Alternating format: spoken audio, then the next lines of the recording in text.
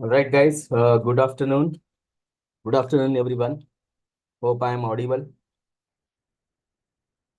So, guys, a couple of participants, if you can confirm that you are able to see my screen, you can hear me properly, so we can start.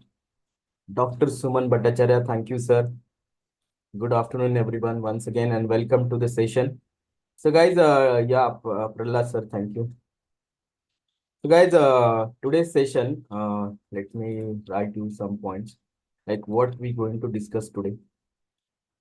So all right, Sachin sir, thank you. Prahlad sir, thank you. Suman sir, thank you. Guys, I hope everyone joined in. Whosoever not joined in. So where is ma'am? Yeah, Aisha ma'am already joined in. Okay. So one of the enthusiastic participants. All right. Dharam sir also joined in, I guess. All right. Vibha, thank you. So guys, okay. So most of us have joined in. Around 200 people are there. So we can start, I guess. This is a good start. So guys, today's topic going to be very special. So what we're going to discuss is, yesterday we started understanding the cost and how this cost is broken. If you want to train your model from the scratch, right? If you want to train the model, just like the large language model, which could be the model which can become a product just like the ChatGPT. So we were able to understand what is the cost. We'll try to continue understanding, like we were able to understand that my cost depends on the parameters, right? So how many parameters I am going to use, what is the data I am going to train upon, and what kind of a model I will be using, what kind of a precision I am looking for. And based on that, there will be floating point flops, right? Floating point operation per second will be done in a day, right?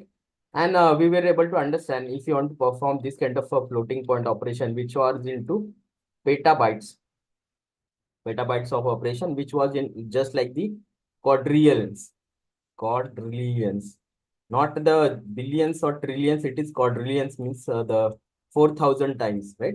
So this is what we were able to understand, and we'll try to build up our knowledge now. Now we'll try to focus now. We were able to understand cost. I will exactly give you a cost today. So if you want to train your model, how much it will be the cost, just like the ChatGPT model, which comes around, you can say 17 billion parameters. 17 million. So I will tell you the cost like in the Indian rupees as well. We'll try to calculate. Then guys, very, very important thing is that the second option which we sought, that if you don't want to go for the scratch, from the scratch, you don't want to train the model now, right? So if you want to train the model, or let's imagine you want to fine tune the model. You want to fine tune the model. Fine tuning is the second option we have seen. Fine tune the model, which is already a pre-trained model, right? So fine tune a model, which is a pre-trained model. Pre-trained model. So what are the ways we can perform the fine tuning? We have seen the SFT. We will also try to understand under this supervised fine tuning or instructional fine tuning. This is very, very important concept, guys. What is instruction fine tuning? And there are three approaches under that. So what is LoRa? LoRa is very important concept. LoRa concept is there. Then soft token concept is there.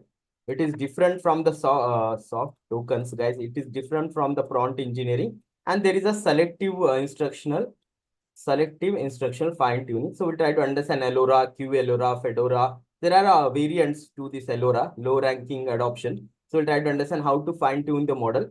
Then once we understand, then we'll try to focus today on alignment with the human feedback, how the alignment done, what the model look like. And we will shortly discuss about the proximal policy optimization, how the policy optimization has been done, what is the two structure runs. And once we understand this, guys, I want to focus today on what? On the lang chain. The main focus out here will be the lang chain. We'll try to understand what is this lang chain actually. This is the framework, all right? So this is the framework which are used to perform a different kind of a fine tuning or to customize and build the application using the large language model. Different large language model. That large language model could be a like OpenAI's model, like a GPT 3.5 or GPT Turbo 4, right? GPT 3.5 or GPT-4, or could be a model from the Hugging Face. I'll show you what is Hugging Face actually. So from yesterday, we're talking about Hugging Face, Hugging Face. What is this Hugging Face platform? So I will explain you. I'll try to showcase you within a minute, like what is the Hugging Face. And in the Hugging Face, we have all the pre-trained large language models, all right? So we try to talk about how we can utilize this LangChain framework. It is totally, absolutely a very, very famous framework, the LangChain. And by using the LangChain, what are the different components we'll try to talk about. So, and then we'll try to build one application using the LangChain. I'll explain you, like when we try to include the prompt, how we can do this. We try to make a code walkthrough. And then I will also try to showcase you one model where we can generate the blog. So one code walkthrough will be for the blog generation, guys. And one code walkthrough will be using the LangChain. How can I program with the OpenAI models or the Hugging Face models, which are also the large language models. All right. So yesterday we had talked about quantization. Yesterday we talked about the constraint pillar here. And in short, before we start our discussion, all right, guys, before we start, I guess everyone is aware of the agenda. Any questions, any doubts, you guys can go ahead and simultaneously ask me. So I'll try to answer them as well. So just quickly try to calculate one cost actually. What we spoke about is this entire cost optimization or optimal configuration of the pre-training the large language model we are talking about. So budget, time, and the cost, how much it will be required. So what we understood is that how many parameters has to be generated and what kind of a things we generated, we understood. So what we have to understand is something called as petaflops per second, right? So when I'm trying to generate one kind of a cost for the computation of this language model, so we understood petaflops per second in a day. So what is this petaflops? Petaflops means it is a petabyte of data or kind of a parameters we trying to perform here, which is in the considered in the operations which are like the floating point operation, which is called as flop, right? Floating point operation of rate of 1 petaflops per second. What we talking? Okay, let's start understanding one by one. Very simple 2 minutes concept we'll try to talk about. One, okay, one peta. Peta means 5 times, like millions, billions, GB, trillions, peta, right? Likewise.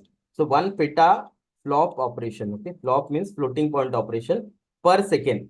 We are talking about per second in a day, in one day, okay? So this is where we have to understand that we have coming from the calculation that if you want to measure the cost of the operation, all right? If you want to measure the cost of the operation, what we have to understand is one metrics to perform the computation is petaflops per second. Petaflops per second. One petaflops per second will be the operation required for the entire day. Per second, 1 petabytes of flop operation, okay, floating point operation. So 1 petabyte of floating point operation, if you want to perform, so what they understood, you will require something called a GPU, graphical processing unit, right? So graphical processing unit, let's imagine, comes at the rate of $0.50 per hour. $0.50 per hour or $1 per hour. Let's, for the simplicity, we try to calculate $1 per hour is required. Now, what I'm saying is that if I, let's imagine, you want to train a model just like the ChatGPT. So this ChatGPT model, okay, GPT model, ChatGPT kind of a large language model, which is consist of 175 billion parameters, okay, 175 billion parameters. So if you want to train this kind of a GPT kind of a model, which consists of 175 billion parameters, so for that purpose, it will require something around 3,700 petaflops operations. Okay, 3,700 petaflops operations per second. Okay, per second, this many petabytes of flop operation per second will be done, and that will be done around. It will take something around 3,700 hours. 3,700 hours. Okay, so if I try to take this 3,700 hours, let's take this as a 3,700 hours, and if you try to calculate this 3,700, actually not hours. This will be come to days actually, because the calculation which we are performing is on per day basis. This don't get confused that I am saying per second means per second this many petabytes of flop operation happening. The such 3,700 days will be required. Okay, you can see here 3,700 of petabytes flood operation of the days will be required. So if I try to calculate by, let's imagine by the dollar charges. So I have calculated the charges, guys. It comes around, if you take the calculation from the $1 per hour for the GPU you are using, right? And that to be kind of a, this kind of a GPU, NVIDIA kind of a DPU, you'll require around, guys, 88 lakh rupees. 88 lakh rupees will be required to train this model from the scratch. Okay. So this is what the cost will be there if you want to start training. That is why no one is going for the training from the scratch, right? So if you want, you can go ahead and go back and try to find out this calculation I have written here. But in general, if I try to take the GPU hours and then if I try to calculate and then multiply this 3,700 hours into 24, it will come around something around 88,000. So 88,000, I am roughly taking into $1 per hour, $1 per hour rate. Then it will come to around 80 to 85 lakh rupees, guys. So I am taking it round off to 88 lakh rupees, right? So 88 lakh rupees is the cost, guys, is required to train this kind of a model. So ChatGPT kind of model, which can give you a question on anything, almost anything you ask them, right? So that is the cost. That is why it is not advisable. Now, the question comes to our mind that if it is not advisable to go for this kind of a model for the scratch, then what should you do, right? This is what we want to understand. Now, guys, where I'm coming from, let's try to understand here. So we started to understand the entire architecture of this generative AI life cycle or large language model life cycle. So here the choice was happened and we understood, like if I try to use multiple GPUs or segmented GPUs where I'm building, breaking my LLM model into different GPUs, then combining together and trying to calculate the weights. And we have seen yesterday how the parameters are getting calculated, how the 20 parameters plus 4 parameters are coming, because the 4 bytes of parameter plus the 20 bytes of the parameter, this is how it is taking 4 GB of data for one parameter. And if we go for this simple 24 parameter, and then if we are going for 1 billion parameter, it will take around the 80 GB of the data to perform and store this kind of a parameter value, right? And what we are trying to do is we are trying to fit this kind of equation here, y equal to wx plus b, where we're trying to find out the weightages, right? And weightages are not only the weightages which are coming from this equation, we are trying to calculate the weightages which are responsible for performing the activation function we are trying to perform for the optimizer as well, optimizers, right? So this all combined coming to this kind of a 80 GB of the data which will be required to perform this kind of storage of the parameter. And that is where the parameters are coming to 1 billion parameters or 10 billion parameters, depending on the attention weights, this kind of weights and all, right? This is what we are able to see. So now we have understood that to train a model from the scratch, I will require around 80 to 80 lakh rupees of the data. So which is, for the training the data, 80 lakh rupees or 88 lakh rupees. So it is not advisable. Then what should we do is we should go for the pre-trained model now. Pre-trained model. Now, if you want to go for the pre-trained model, right? Pre-trained model. So there are three options which we can perform here. One is like first you try to perform something called as fine tuning.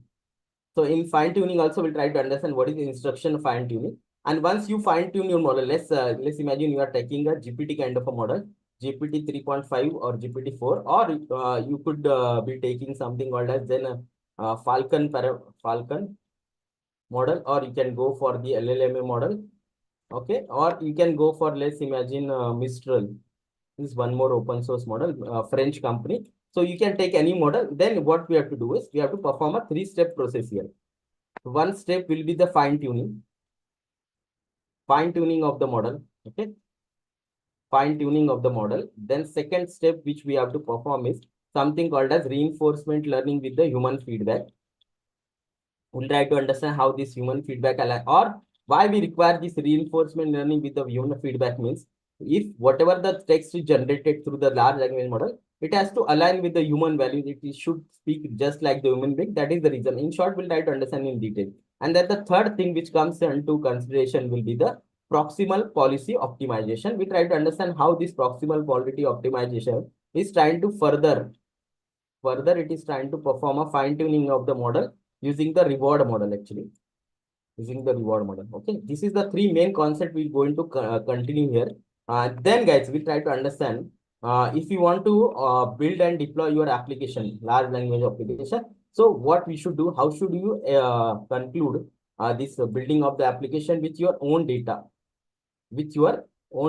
so to store your own data and to insert that data into your large language models, there is something called as vector databases, and that entire process is fourth concept which we're going to understand will be the RAG method.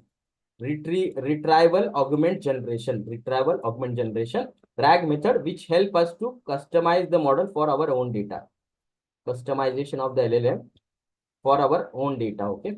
So that is the fourth concept which we have to understand, and then we are done, guys. Then we are done, and we try to directly move for the LangChain application, and we try to build a code around the LangChain using how we can utilize our entire model, right? So this is what I am coming from. So let's try to understand one by one. So first concept which we're going to understand is fine tuning. How I can perform a fine tuning in the model, which is already a pre-trained model, right? So this is what is called as, also called as instruction fine tuning. Instructional fine tuning. What is instructional fine tuning? Let's try to understand. So instruction fine tuning means whatever the large language model you are trying to take.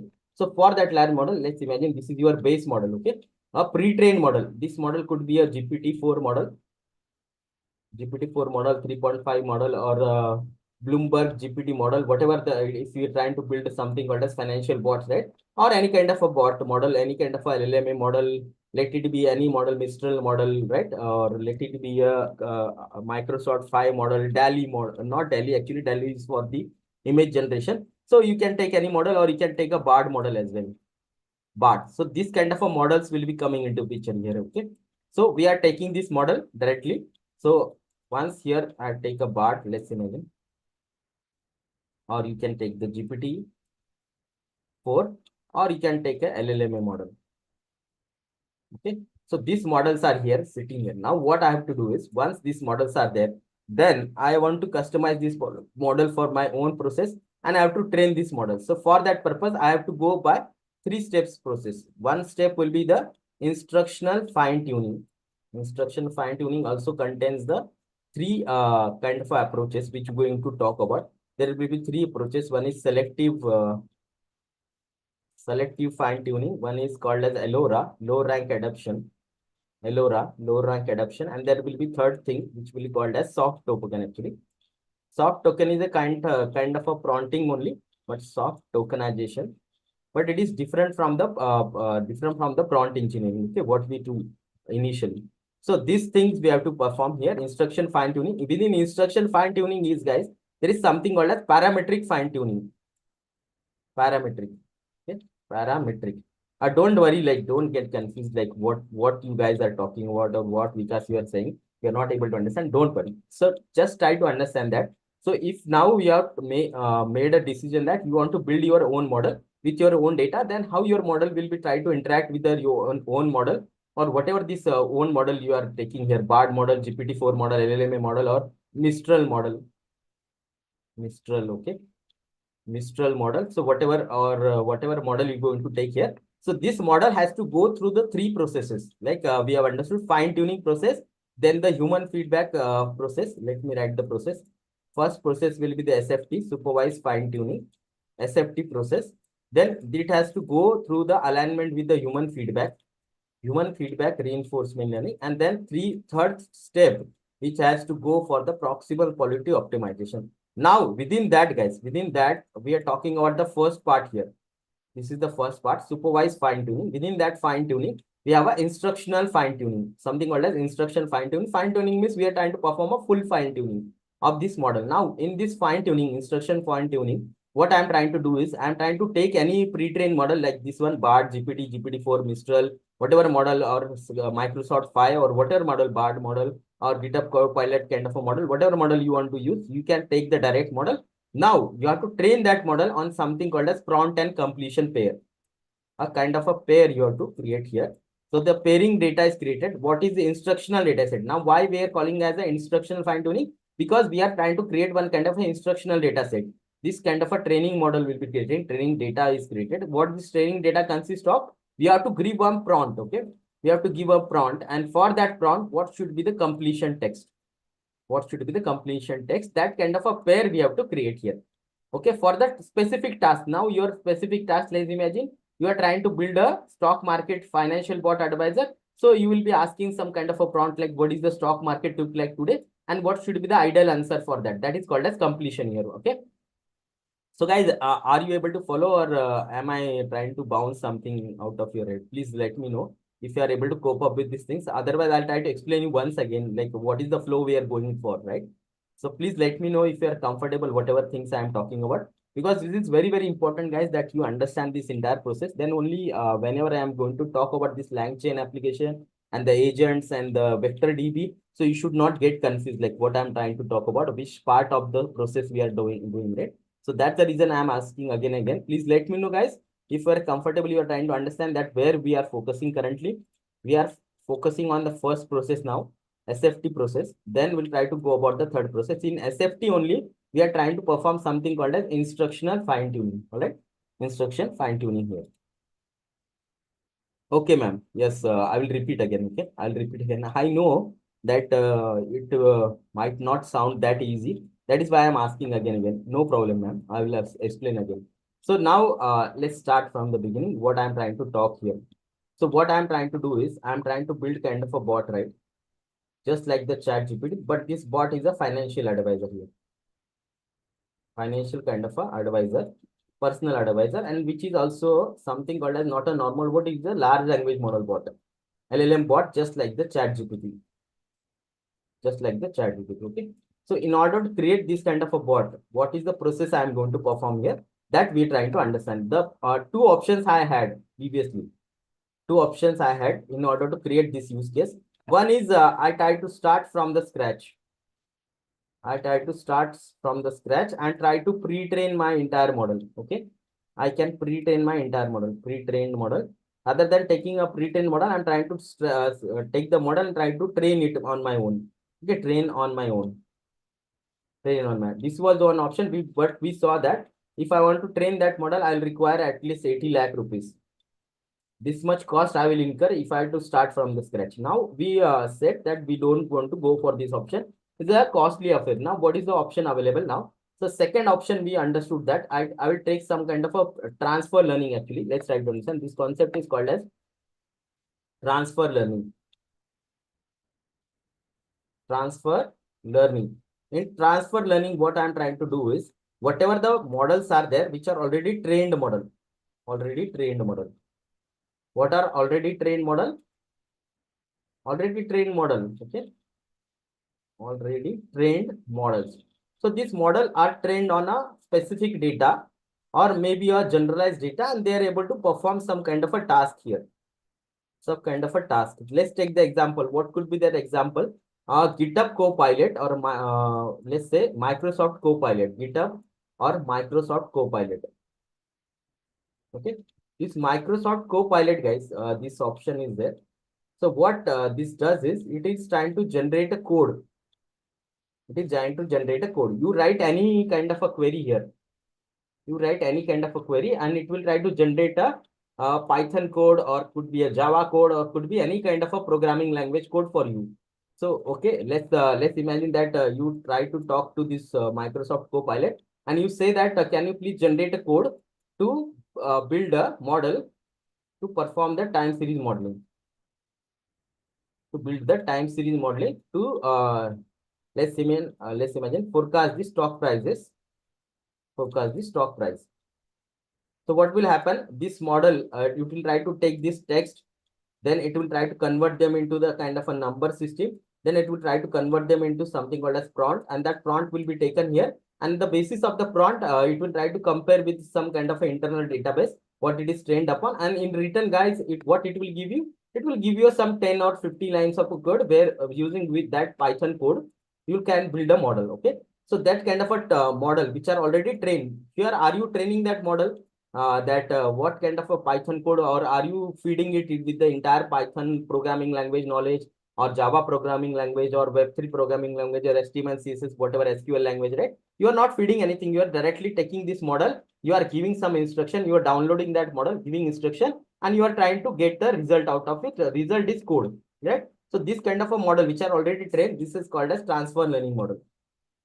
Transfer learning. Okay, this is called as transfer learning. So this transfer learning model, these are already trained model, right? So this is what we are saying here. We are taking the pre-trained LLM, large language model. So this pre-trained model, what are the options available for us and from where we can take?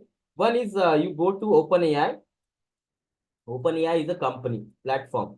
So which provides the models. What kind of a model they have? GPT 3.5 or 4 GPT models, right? So likewise, this is one company. Like Google also has a model. Google also providing this kind of a model. Google's model's name is Bard.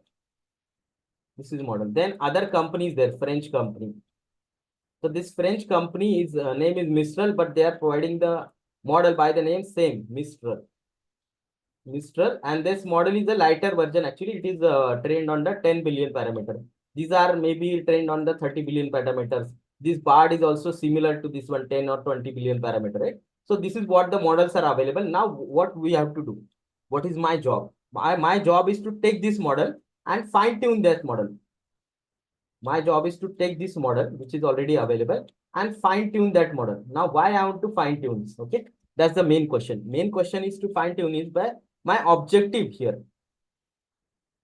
My objective is two objectives. One is this model has a 30 billion parameters. Let's try to understand whatever these models are there initially. If they have a 30 billion parameter, the cost required to maintain this model, okay, cost required to maintain the model and the cost required to run this model is very huge. Now, the two objective I am to achieve by using this model. One is I can use the entire knowledge which it has. And the entire knowledge which it has, I want to utilize that knowledge. Plus, I want to perform a customization. Customization that it can perform a specific task. But what objective I am trying to achieve here? Obviously, the second objective is the cost pressure. I have to reduce my cost pressure, right? I have to reduce my cost because you have seen if this model take the 80 lakh rupees of the things to train, obviously to maintain that model, it will take like 10 to 12 lakh rupees, right? So I don't want to go for this kind of a things. So what I have to do is I have to take this model, I have to install that model, use that model's capability, and I have to train that model by specific task. My specific task will be the stock market, the stock market information. So this is the problem I'm trying to solve. And in order to solve or in order to perform that task, I have to fine tune that model. Fine tuning means trying to make a small kind of a learning also for that model, right? So this is where we started now. For that purpose, something called as fine tuning is there. Fine tuning means it is a process through which we are trying to pass one data and we are trying to train your model again. You have to adjust your model's weightage. Weightage model means you are trying to retrain your model without changing the previous information. Whatever information or models capabilities are there, without altering that, you are trying to add some kind of a more capabilities here, add some kind of a more task to this model. Okay, this is what you are trying to find out. In that process is called as supervised fine tuning. In supervised fine tuning, guys, there are three methods. One is called as instructional, or method you can say this entire method is called as instructional fine tuning. Instructional fine tuning means what? You are trying to give an instruction. Instruction means one kind of a query. What is this query? This query is called as prompt actually. Prompt means one kind of a simple text or kind of a question which we're trying to ask here. Now, what kind of a question could be example? Example could be what is current price? What is the current price for the stock of TCS? Tata Consultancy Services stock price. What is the current price? This kind of a query which I have written here by which it can be written by the user. This is called as prompt actually.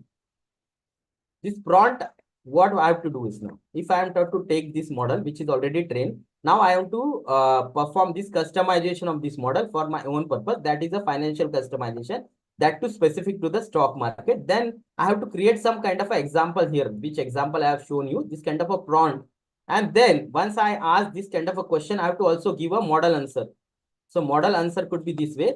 The TCS price is, let's imagine 1200 rupees. Okay, 1200 rupees I am writing here.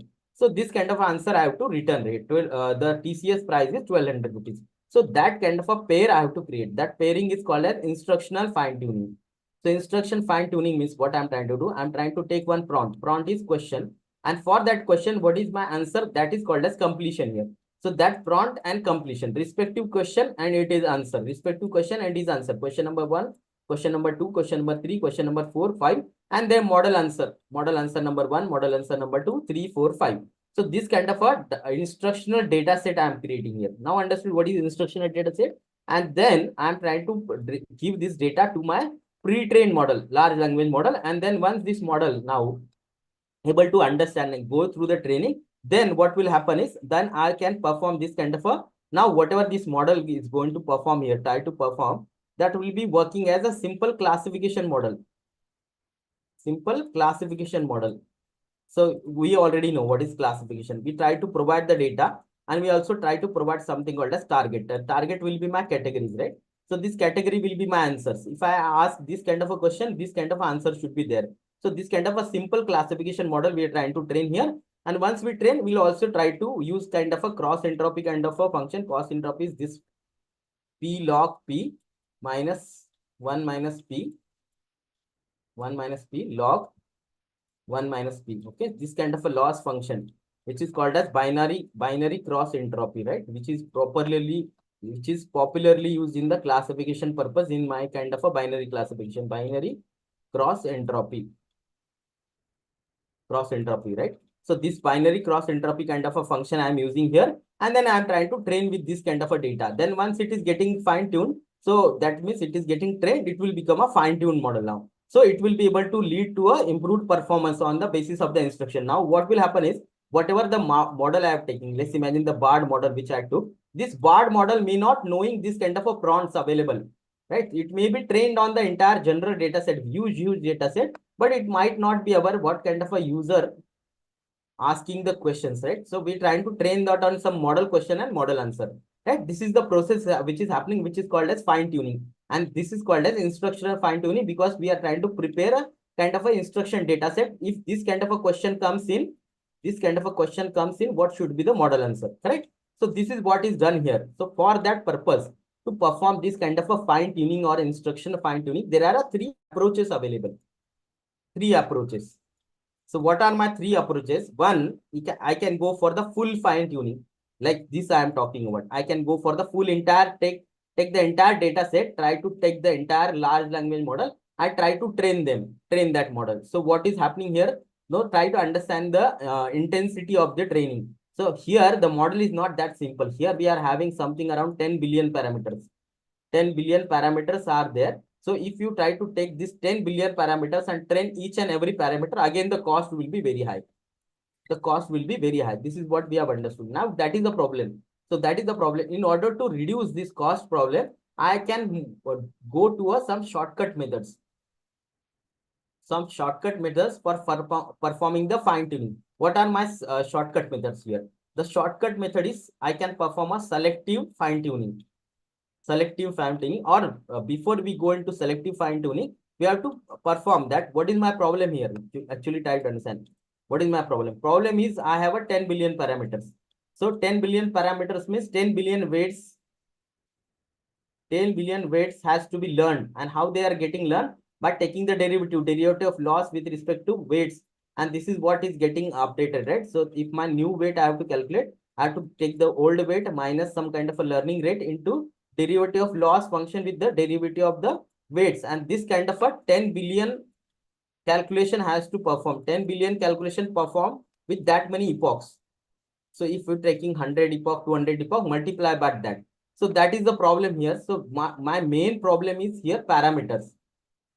My main problem is a huge parameter.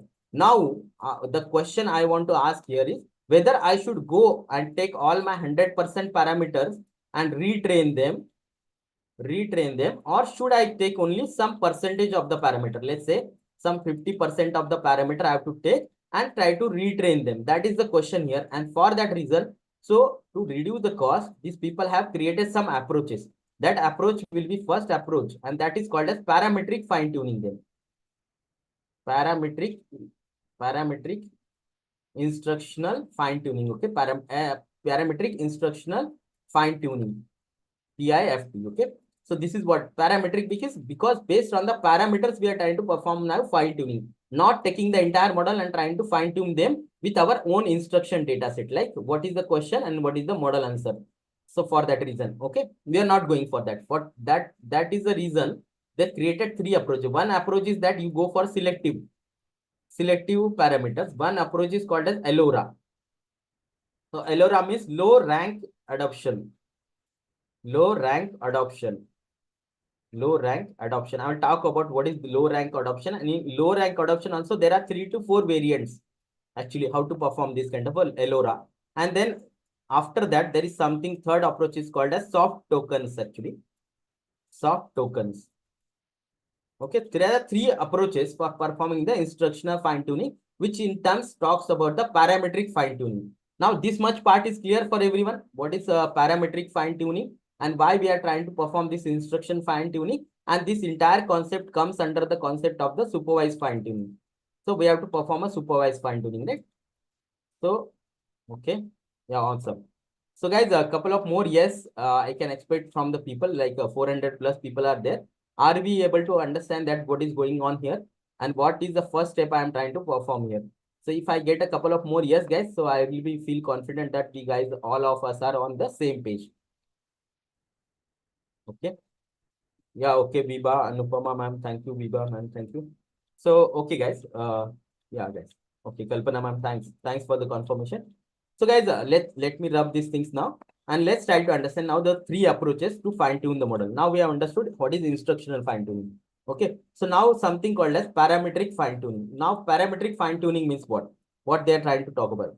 Okay, Aisha ma'am, thank you very much. Okay, so now what is parametric or parameter efficient fine tuning? Now, what they are saying is like just the full fine tuning rather than going for the full fine tuning, which require the more memory and more cost.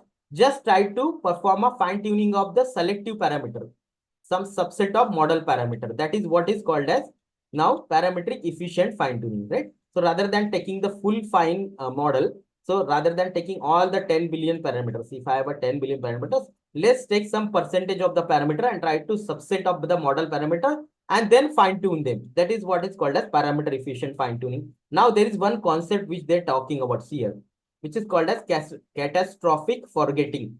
So that can be avoided. What is catastrophic forgetting? Have you guys ever heard of this concept? Catastrophic forgetting. What is this catastrophic forgetting? Have you ever heard of this? What could be the clue? Any clues, like any ideas? What could be the catastrophic forgetting here? What do you mean by catastrophic forgetting? What exactly this concept try to talk about? Any ideas? Anyone having?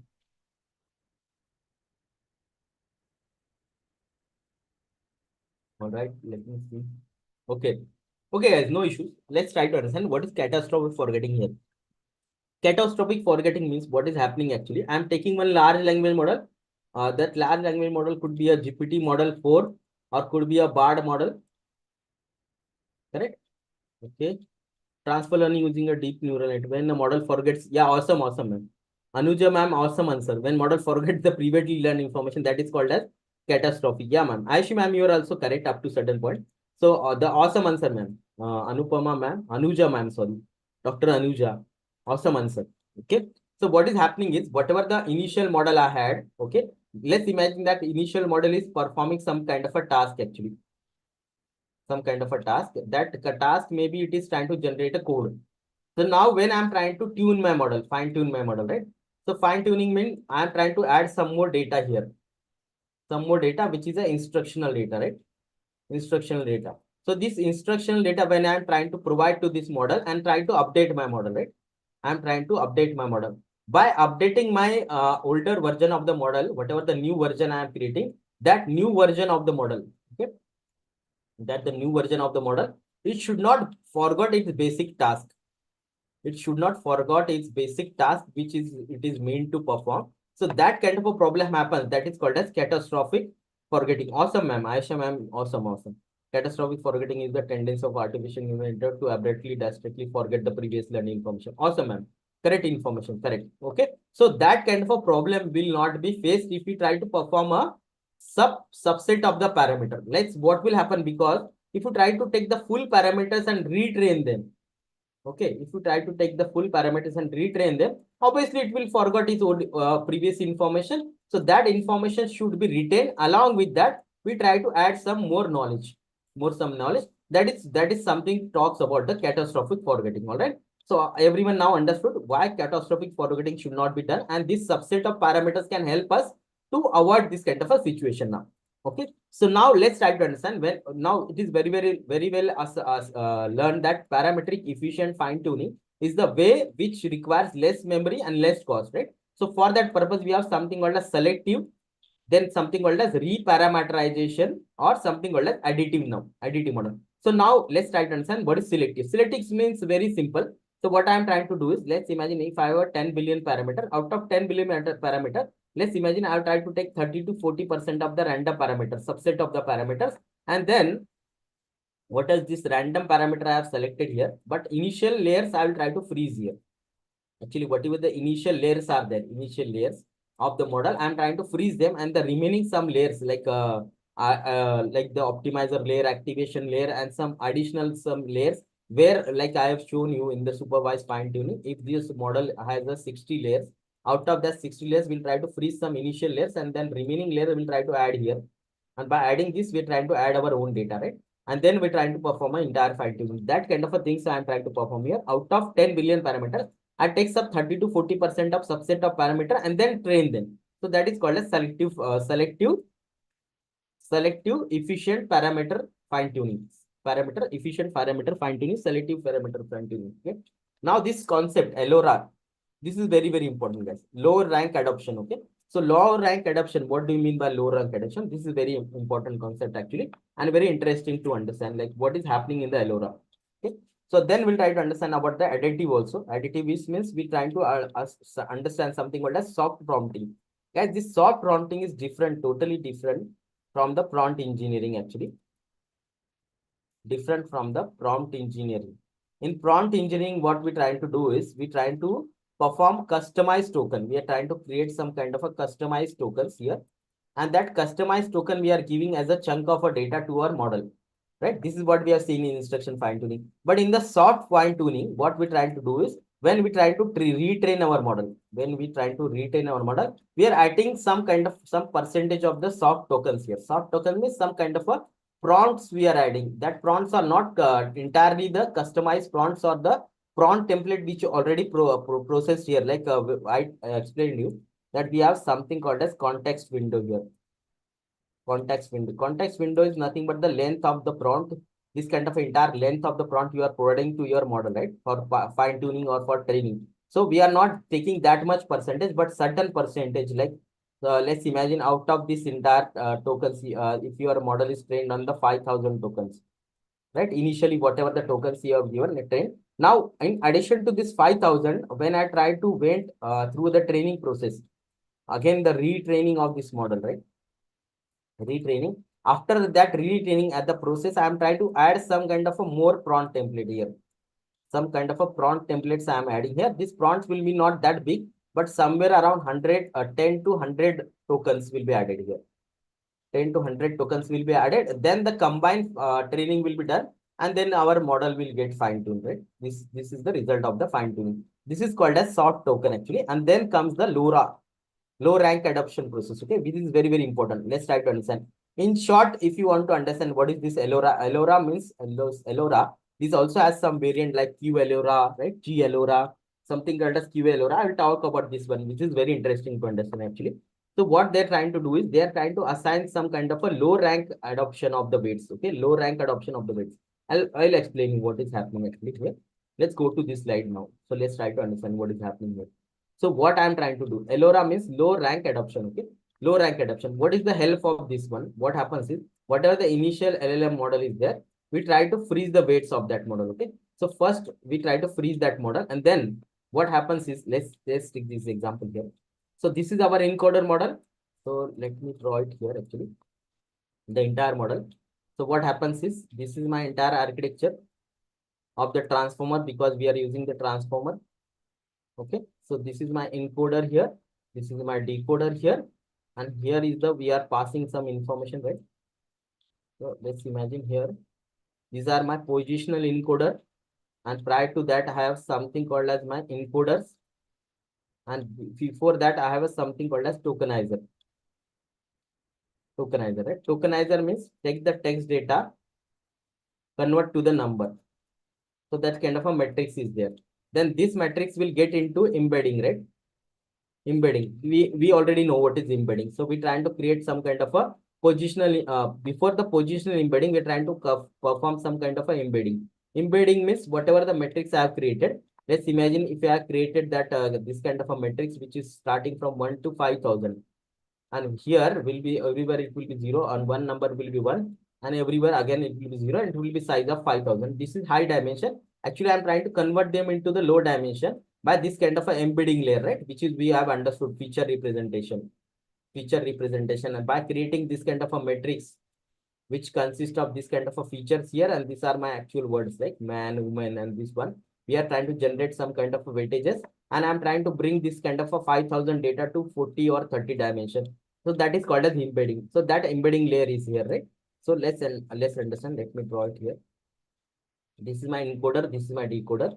This is my encoder. This is my decoder. From encoder, whatever the output will come, it will also be passed here to the decoder, and we are passing our this normal embedding, and then we have a positional embedding, and this both are passed on here to both the models, and we have initially our tokenizer. So tokenizer means we are trying to convert the text data to a number vector, right? This is what is happening here. This same information goes here. So in this embedding, guys, we understood that in the transformer architecture, we understood that whenever I am trying to convert one sentences, like which the sentence I talk about, that the okay, the teacher teaches the student.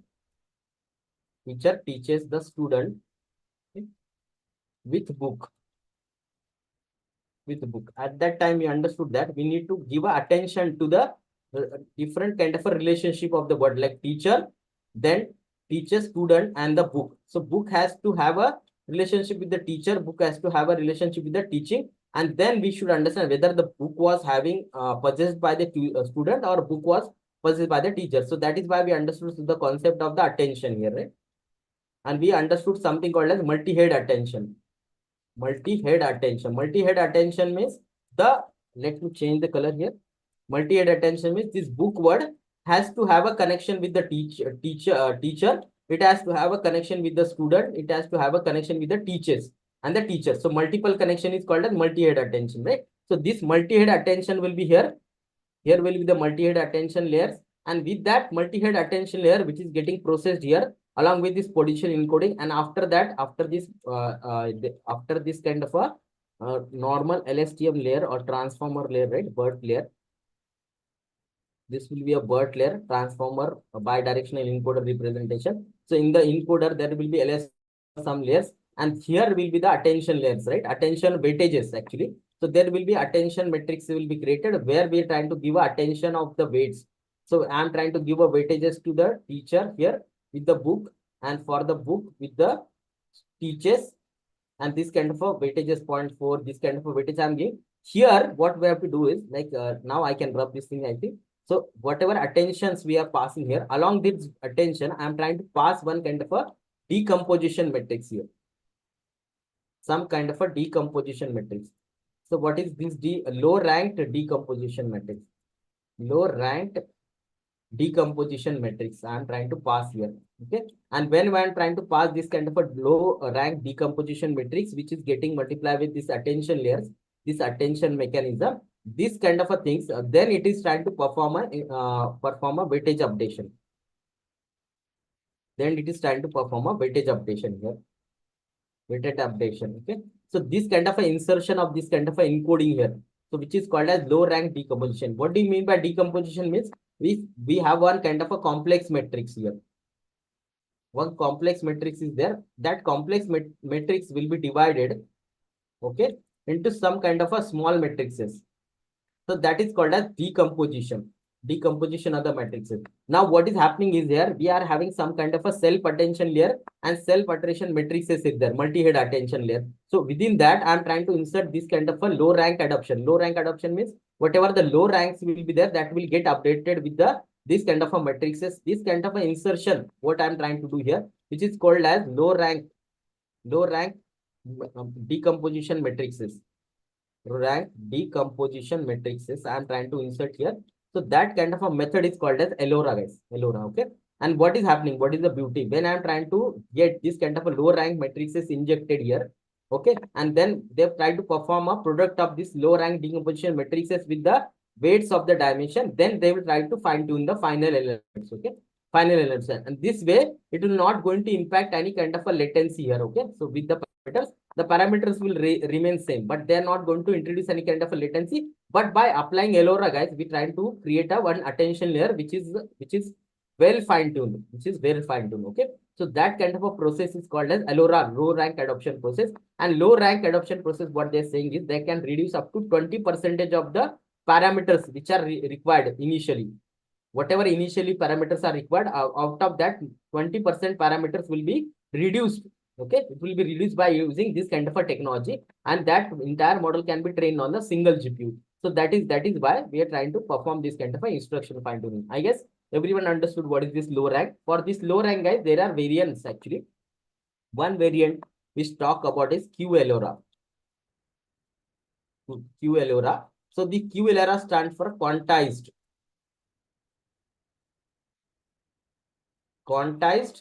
low rank adoption. Quantized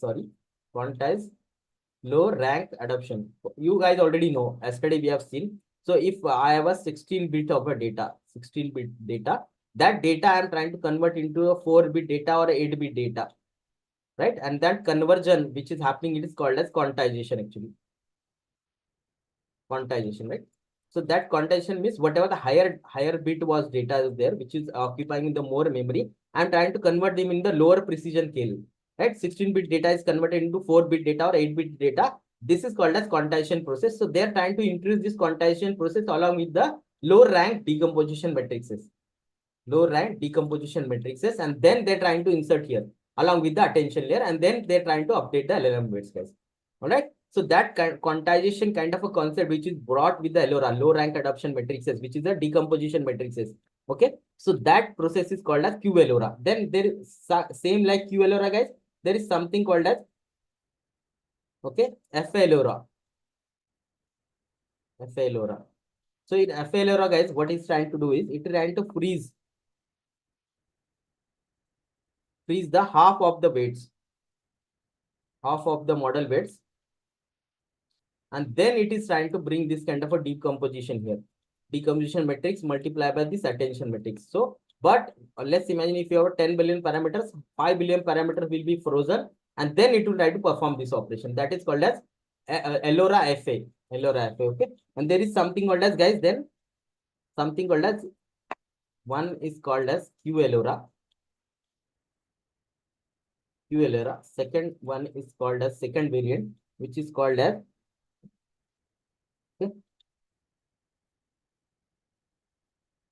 LoRa FA. And the third one, which is called as LoRa FA, means it is trying to freeze half of the weight, 50% freezing of the weights. Here it is using a quantization technique. And here something called as GLoRa now. GLoRa. Okay. Low rank adoption. GLoRa stands for, guys, something called as generalized LoRa. Now what is happening is, let's try to understand here. In generalized LoRa, so what is your original model was there? What was the original model? That original large language model was there. That large language models will have some kind of weights and biases, right? Weights and biases will be there for that. So that original weights are they're trying to retain this original weights and try to adopt the same weights. Okay. Try to adopt the same weights when we are trying to fine tune the model. For the specific task.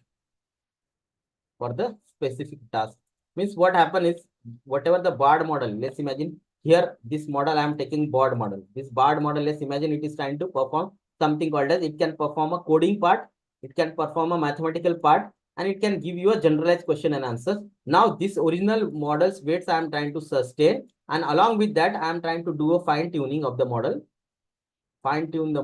Okay. For the reason, let's say for the financial information, at that time when I'm trying to train my bot for this financial info, I'm trying to retain these weights as well and trying to adopt that weight along with this task. So that is called as GLoRa, generalized LoRa. Okay. So there are three LoRa's variant here, most famous: GLoRa, Q Elora and Elora FA, frozen weights. Half of the weights are frozen. Okay. So now I think everyone understood what is Elora. And then soft tokens we already spoken about. It is like not the prompt engineering. What we're trying to do is we're trying to insert some trainable tokens here.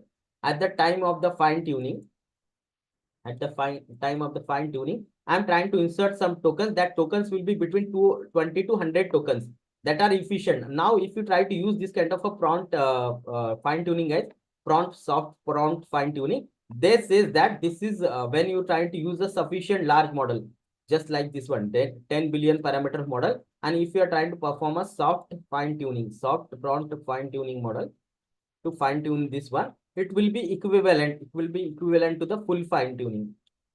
Will be equivalent to the full fine tuning of the model. Means for the entire weights are getting updated, it is equivalent powerful to that model. Okay, that is why they're trying to use. But what is happening? They're not trying to insert too many. Like initially, what people happens is if you have heard this ChatGPT model, this says that trained on 30,000 tokens. Trained on 30,000 token. Now the Falcon model, which is at 10 billion parameters. So it is trained on something around 10,000 tokens. 10,000, okay? 10K tokens. So these tokens are nothing but prompt, guys. These tokens means nothing but the prompts, means kind of a questions. So what kind of a question I can ask and it will try to give me answer. So that kind of a tokens we are talking about. So this is trained on 30,000 tokens. This is trained on 10,000 tokens. So likewise, so we are trying to give one more few hundreds of tokens. So could be 100, 200 tokens extra we are trying to give to this previously trained model. This previously 30,000 tokens, we are adding some kind of a customized tokens here. Why I have to add this customized token? Because I'm trying to train my model for the financial modeling. For the financial modeling, right? For the financial modeling. So for financial modeling, the question asked will be very different, right? So that kind of a particular sub top 20 question or 100 question I'm giving here along with this. Means what will happen here? So along with this model's 30K weights, 30K tokens or prompts, I'm trying to add some couple of 100 or 200 top questions. So top tokens, which can be asked in the financial domain. And then I'm trying to fine tune this model. All right. So that is called as soft prompt fine tuning. All right.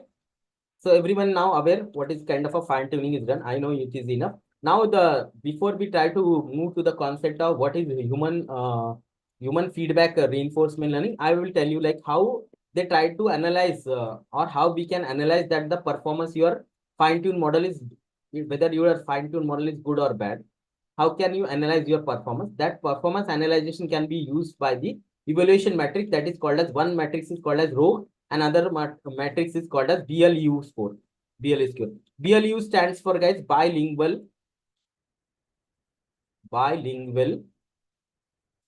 okay, bilingual evaluation and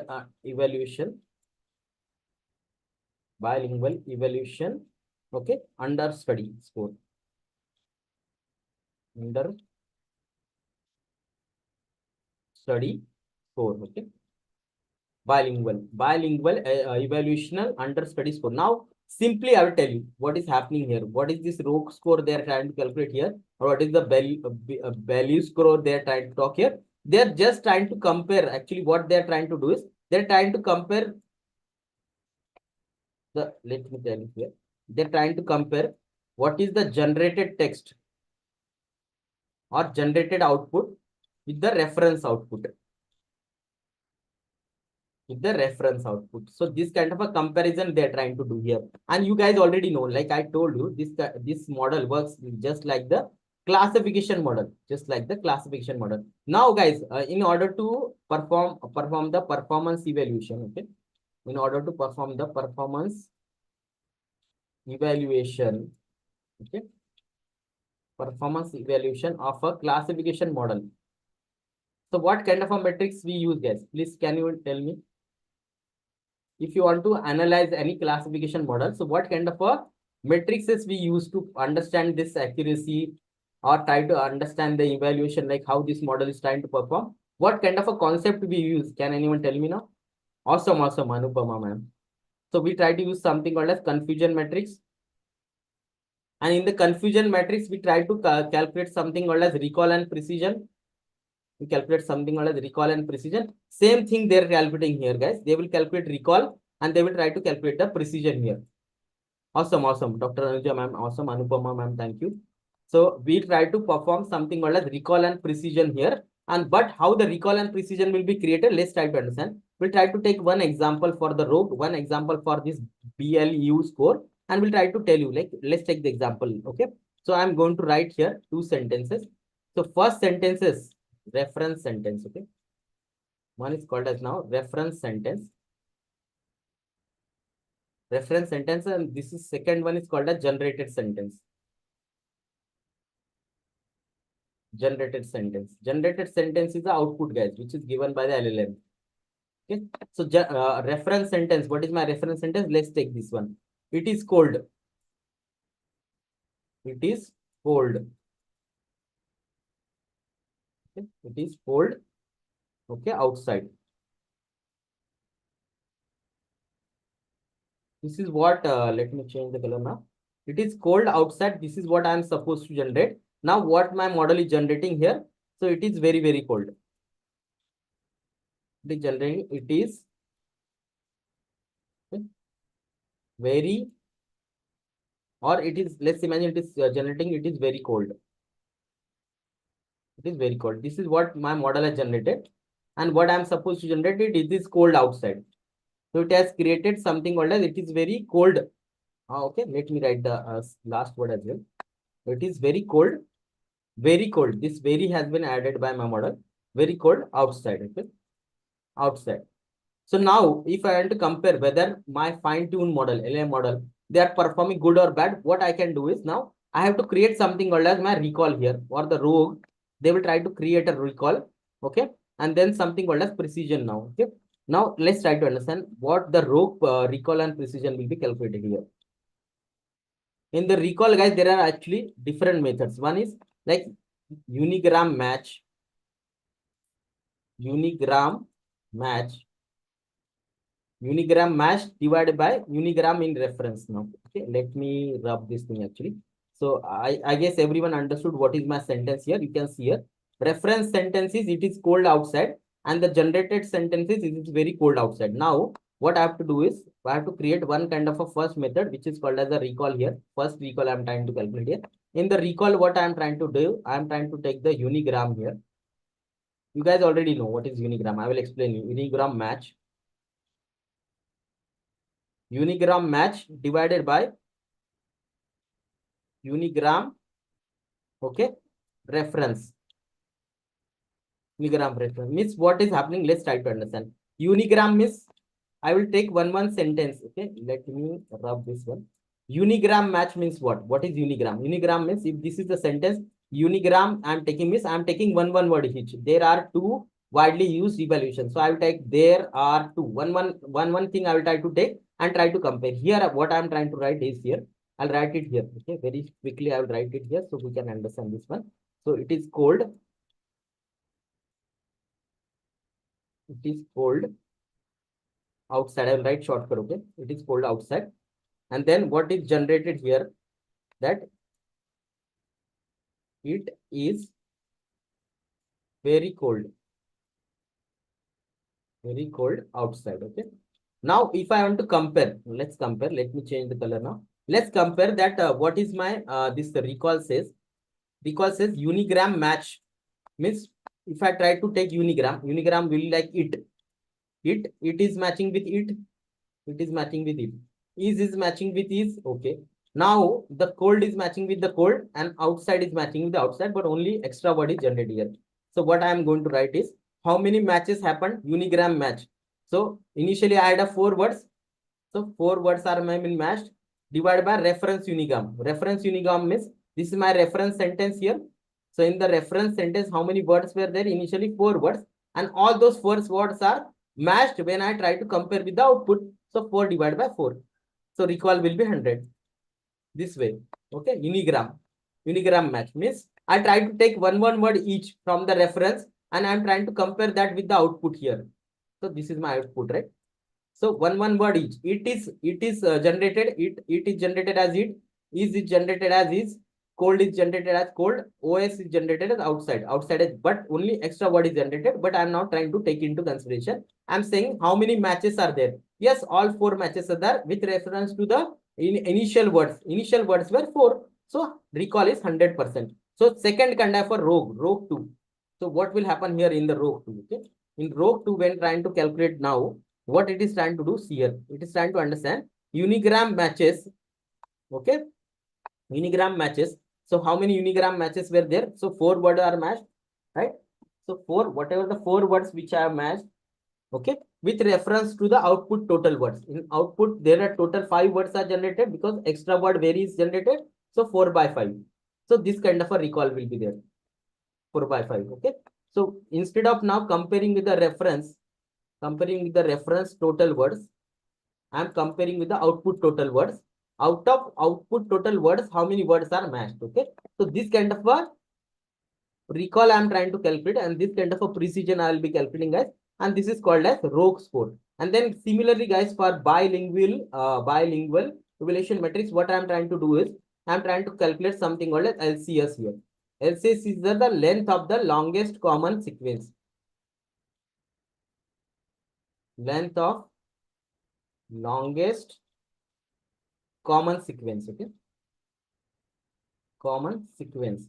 So this LCS, now try to understand what I am trying to generate here. We'll try to take the example of precision now. So if I try to take the word, okay, so this it is, okay, it is cold outside, and then it has generated something called it is very, very cold outside. Okay. Now if you try to see here, the very, very word, 2 extra words are created here, right? So if I try to convert them in the bigrams, okay, something called as bigrams. Now bigrams means what I'm trying to do, I'm trying to take the 2 words at a time here. There are, next time what I'll try to take after that, if I'm trying to use the bigram, so there are, then R2, then the third time next 2 words I'll be taking, then 2 widely, correct? And then next time I'll try to take widely used. So this kind of a pairing of two words each I'm trying to take, and then this I will try to compare this reference with the output generated. Okay, that is what they're saying. And then when I'm trying to compare this kind of a bigram, this is called as bigram, means I'm trying to take the 2 words at time which is generated here, combination of 2 words. I'm trying to compare with the output text generated here by my model. Okay, and then I'll try to calculate the accuracy. Now how they're trying to calculate, understand this formula. They are saying the length of the longest common sequence. Okay, this they are tracking in the numerator, then divided by the unigram output. Divided by unigram output. Unigram output means simply how many words are there in the output. In the output, how many words were there here? 1, 2, 3, 4, 5, 6, 7, 8. So I'll say 8 words here because my output generated is it is very, very cold outside. So 8 words are generated, but actually how many words were there? Initially in my reference, 3 words only. It is cold outside. Now instead of taking 4:8 ratio, now what I'm trying to take, what is the longest sequence here created by the reference and the longest sequence of LCS. Okay, longest length of the common sequence of both the reference and the output.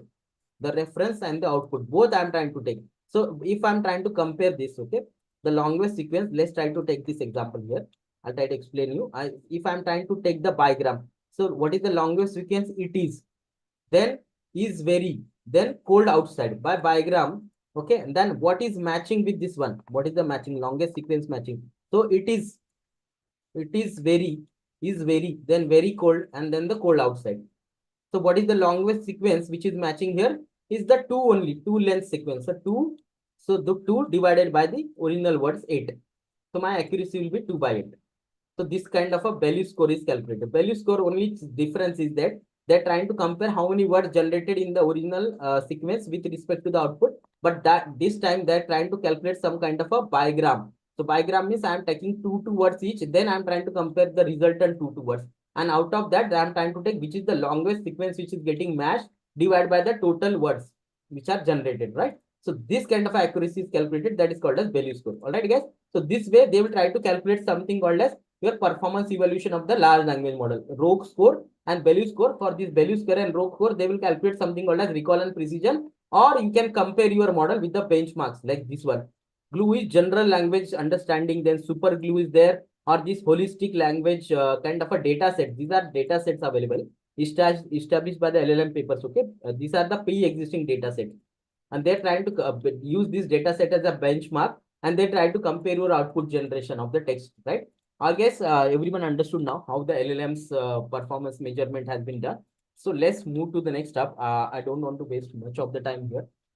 Let's try to understand what very simple thing, which is called as human feedback. Okay, human feedback. Why we need to align with the human feedback, and what is called as RLHF. RLHF means what is happening here. Let's imagine one example. Okay, so let's imagine one kind of a question you are asking to the large language model. Okay, large language model, you guys know, you can ask any question, you will get an answer in return. So if the child is there now, some child is there now, this child is asking that which are the movies, which are the horror movies, which are the horror movies available right now for watching free, watching free.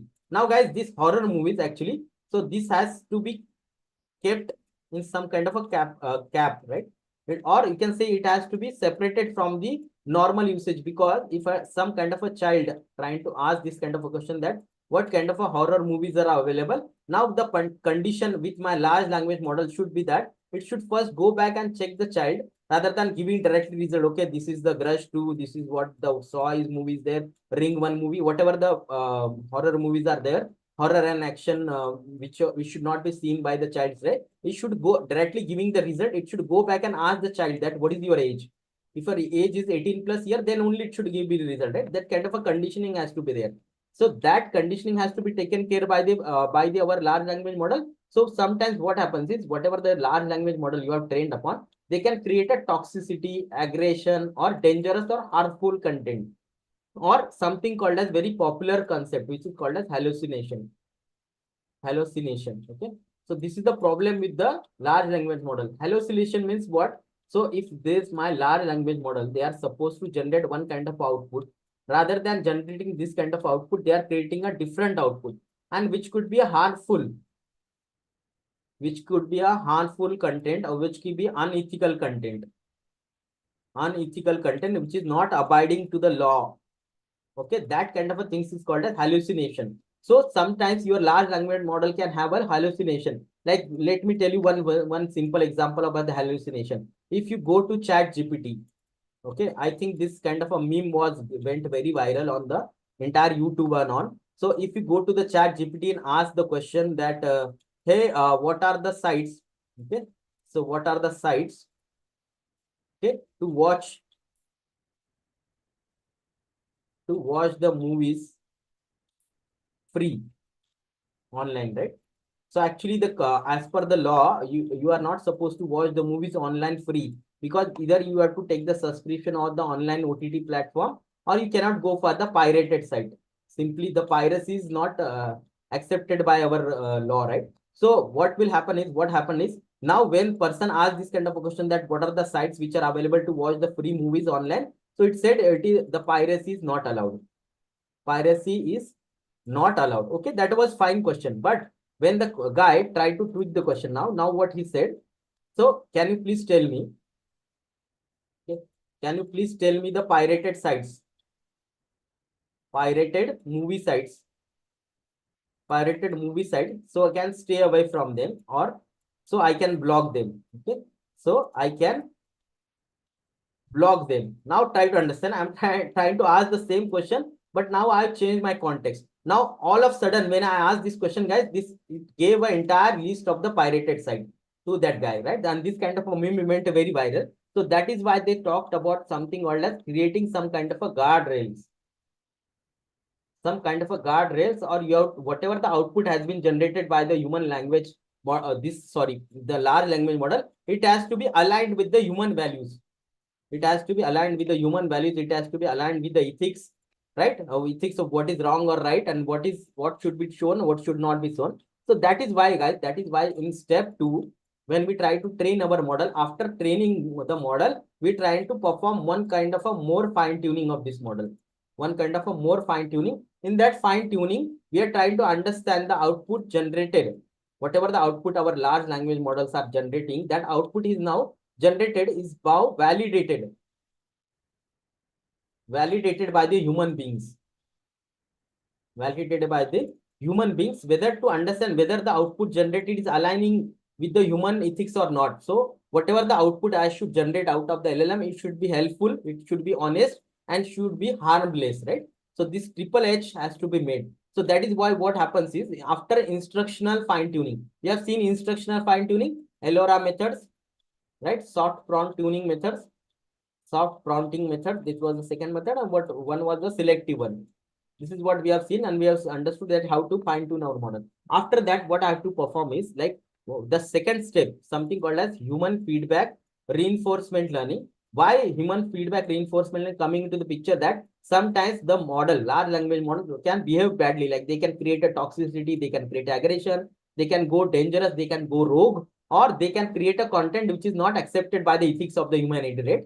So for that purpose, we have to perform some kind of a guard railing. So for that reason, what they have understood that that's the second step of the fine tuning or for the training of the large language model, I'll try to create something called as human feedback reinforcement learning. Let's try to understand what is human feedback reinforcement learning. Simple, what will happen here is now once my model is getting trained on my custom instruction prompts, right? So we have seen this. This is called as now instruction fine tuning. SFT process is complete now. So supervised fine tuning is complete. Now, whatever the output it will try to generate, guys, that will be validated by the human beings now. Okay. If it is trying to generate the output, which is aligning, okay, which is aligning with the human values. So I will try to give it a reward. I'll try to give it a reward. If it is trying to generate the output, which is unethical, which is dangerous, which is harmful, which is aggressive, which is toxic, or which is could be a hallucination, or which is not abiding with the human values, I'll try to give a penalty. I'll try to give a penalty to that model. Okay. And this is done by the humans itself. They try to interact. Now, what will happen is this kind of a model is called as, guys, reinforcement learning with the V1 feedback. Now, human is trying to evaluate the output, and if it is giving a good output, which is aligning with this triple H policy, so it will give a reward. A reward will be 1. And if it trying to give output, which is like dangerous, toxic, it will try to give a minus penalty, or it can give a penalty like 0. So this kind of a classification model will happen here. Again, there will be, because at one point of time, guys, at one point of time, what?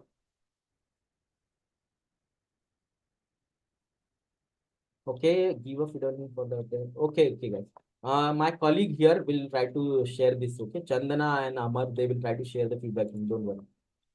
So guys, now what is happening here in reinforcement learning? This human is trying to evaluate the output which is created out of this supervised fine tuning. And if it is trying to abide with this triple H policy, honest, harmless, and helpful, it will get a reward as 0. The weight will be at 0. Otherwise, it will get a minus weight, or it will get a 0 weightages to the output which has created, right? So this is happening at a very short level. But now let's try to understand how this entire instruction data set is generated, or how this reward model. Now that is why the concept came of the reward model actually here. What is this reward model? Try to understand here. So as a human being, we'll have a limitation, right? If I am having something called as 30,000 tokens, I am trying to prompt. These 30,000 tokens means 30,000 kind of a questions I have given. And when I am trying to interact with this model, I have to ask it 30,000 times the questions with a different veracity, and then I have to evaluate the performance, right? I have to evaluate the performance of my output of my LLM. So guys, this is become some restriction for the human feedback, right? So what happens is, as a human being, you will not be able to, as a human being, right? Actual human sitting here and trying to evaluate this kind of a response is not possible. That's why what they decided, that instead of putting one kind of a human being to punish this kind of a bad outputs and to give a reward to the good output, they will try to put this kind of a reward model here. So this reward model will be replaced by the actual human beings. Okay. So what will happen here? Try to understand here. So what is going to happen? This reward model is nothing but a kind of a binary classification model. So what will happen if I give one prompt, and what that prompt will be generating one completion? Completion means output. If that output is abiding with the human values, so this kind of a reward model with their classification model. And this classification model, I tell you how this data is generated here for the reward. Okay. It will try to match with the reward models data. Okay, reward models classification data. So what kind of a probable output? We'll try to create some kind of a combination here. Combination 1, combination 2, combination 3. If this kind of a combination, whatever the output generated here, if that matches with this kind of a combination, accordingly it will get a reward or the penalty. So this kind of a classification model I am trying to generate here. So what I'm trying to do, I'm passing one prompt here. Once the prompt is provided, then I will get a output from my model. So whatever that output is getting here, whether that should be given a reward or whether should be given a penalty, this kind of a binary classification I will try to do, and basis of that I'll try to mark that model's output. Okay, so this kind of a process will happen. So that is called as reward model now. And for the reward model to perform this kind of action, what I will happen? So let's take this example. Let's imagine that someone asked this kind of a question, a prompt. Someone asked this prompt that my house is very cold, too hot. Sorry, my house is too hot. What should I do? So someone is asking this question to the large language model that my house is too hot. What should I do? So then it can generate this kind of a sentences. Either it can say that there is nothing you can do. Then it is created second kind of a response. Okay, let's imagine that please switch on your AC. Please switch on your AC and you can cool down your house. Or there, then you can say it is not hot actually. You are lying. Simple. So it is saying that it is not hot outside. It will try to check the temperature and it will say it is not hot outside. So why you are asking that your house is too hot, right? So this kind of a three feedbacks, let's imagine it is trying to create. Now for this three feedback, guys, I'll try to assign some kind of a weightages now, ranking. So this ranking will be given by the humans from the different background. Now human will come, human one will come, human two will be coming, human three will be coming, so that there will be multiple humans will be coming and they will be given this answer. So they will ask this answer to rank them according to their preferences. So someone may say that if it is your house is too hot and your large language model saying please cool down your house with the AC, they may say that this is a prompt answer. This is the correct answer. This should be given by them. Then they will try to give this answer as a one ranking. Other answer, let's there is nothing you can do. They will try to give a two ranking. And this it is not hot outside. They will try to give a ranking as a three. Now I have ranked my responses, right? This is done by human one. Similarly, I will ask human two to give a ranking. Likewise, I'll try to generate the ranking as ranking 1, ranking 2, ranking 3 for this all the sentences. Now, this ranking will be taken as a pairs, guys. Now ranking as a pairs means I will try to take the ranking of 1. Means 1 is opt answer, then second opt answer, second correct answer. This 2 and 1 combination I'm trying to take here. Then I'm trying to give a pass this model as a reward. Okay. Then I'll say if my model gives a if my model gives this kind of a two answers, one of these two answer, it should get a reward of 1. Okay, so this is called as completion 1. So similarly, I will try to take the combination now, second combination, which will be like combination of correct answer and the wrong answer. The correct answer will be 1 and the wrong answer may incur a 0.5 penalty. Okay, so that kind of a combination, I'll say combination number 2. And if I try to receive this kind of a combination as an output, so this is the reward which is it should be given, right? So this kind of a pairing I will try to create, guys, and that pairing will become my now reward models data.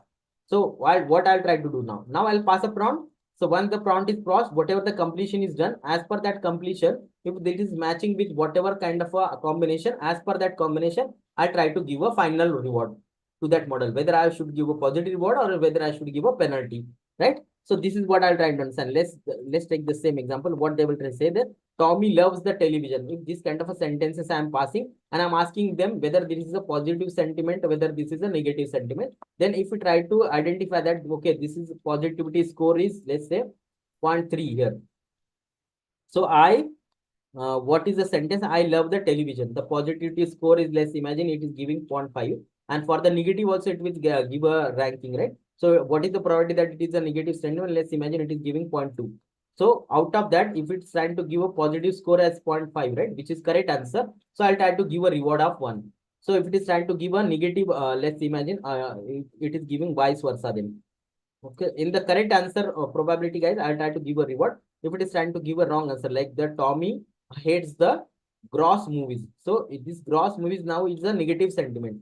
So the negative sentiment score should be more, like 0.8, and the positive sentiment score should be less, like 0.2. So if it is trying to give a vice versa, so it is giving more score to negative sentence, here it will try to get a penalty, right?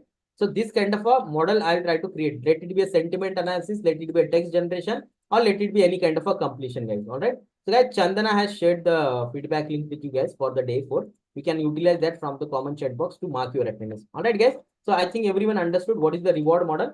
So let's quickly go with the last concept, which is called as proximal quality optimization. After performing, now we have completed the stage 1, supervised fine tuning. You have understood what is supervised fine tuning. Then we have understood what is called as reinforcement learning with the human feedback. So this is what we try to humanize the feedbacks. We try to give a reward or penalty. But if that is trying to create something called as toxic or something called as non-required arguments, and then it has to be honest. It has to align with the human values, and it has to be another one which is called as harmless, right? So this triple H condition, if it is trying to match, then it will try to get a reward. Then the last operation which will happen here is a proximal quality optimization. Proximal quality policy optimization. Sorry. So let's try to understand what is this PPO, proximal policy optimization, guys. This is a popular algorithm for the reinforcement learning. Now, what I have to do is whatever the step two process has happened, where I'm trying to align the human values in the my large language model. After that, my last step to further refine this model, is this PPO algorithm. This PPO algorithm, guys, it works in the two phases. One phase that this model gets the prompt and it is trying to carry out the output, and as per the output, as per the alignment with the human feedback, it will try to get the response and reward model, right? This reward model will work upon. Once the reward model determines the reward. Okay. So now what is happening? Let's imagine I have passed the three prompts, X1, X2, and X3.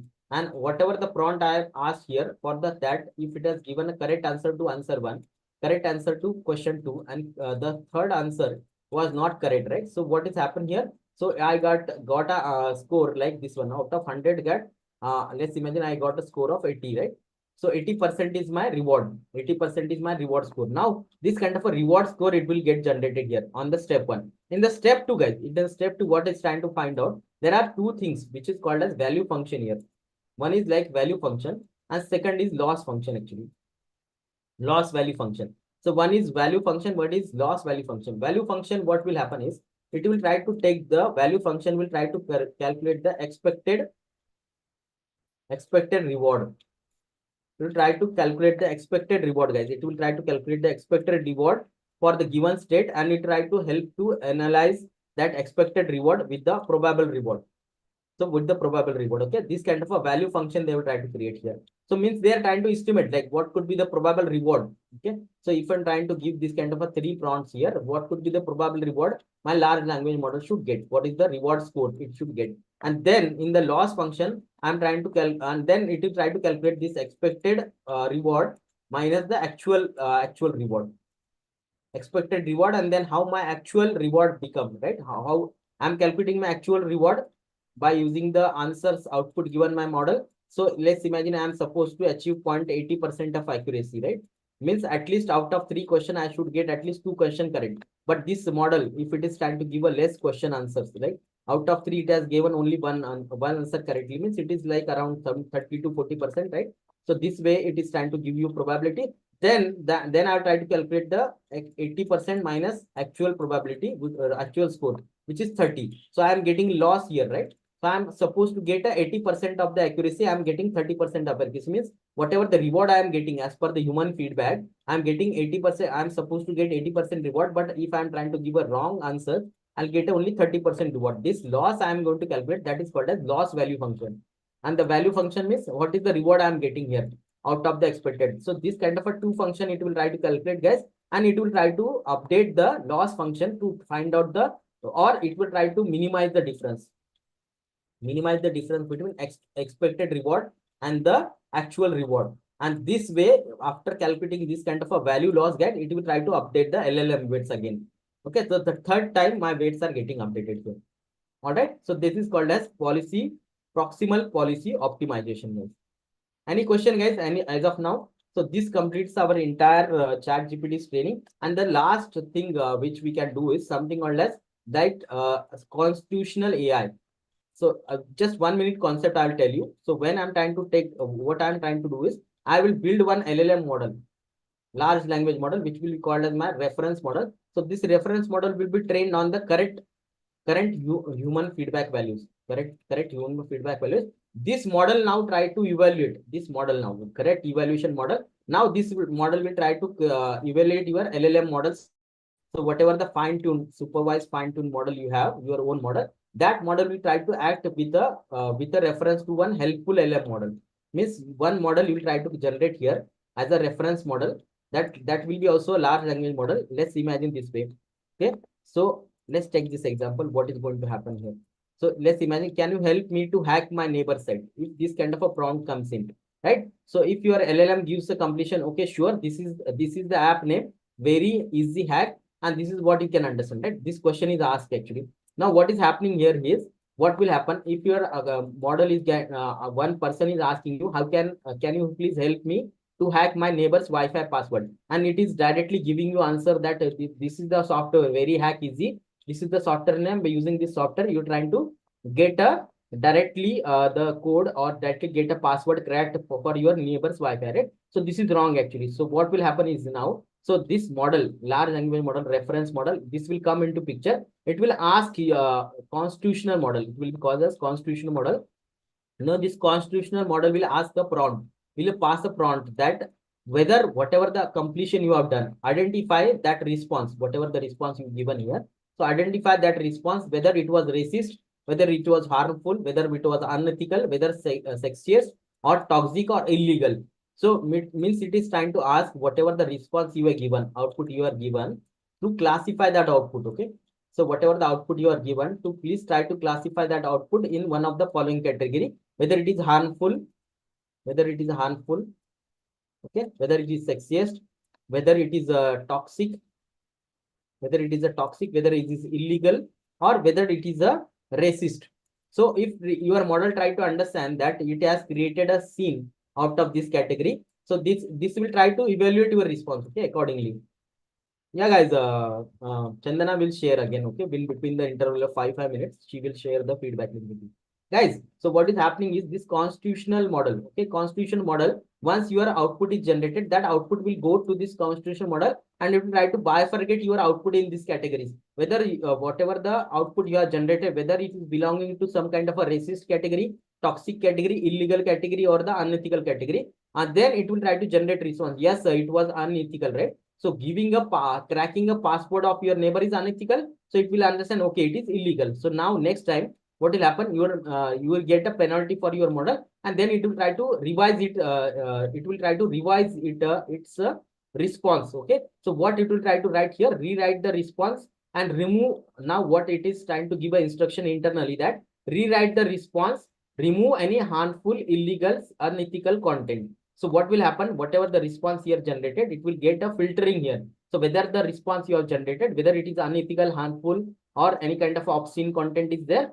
If not, please rewrite. If yes, please rewrite your response. Again, modify your response and then give it to your final user. So this time what happened is this prompt came in.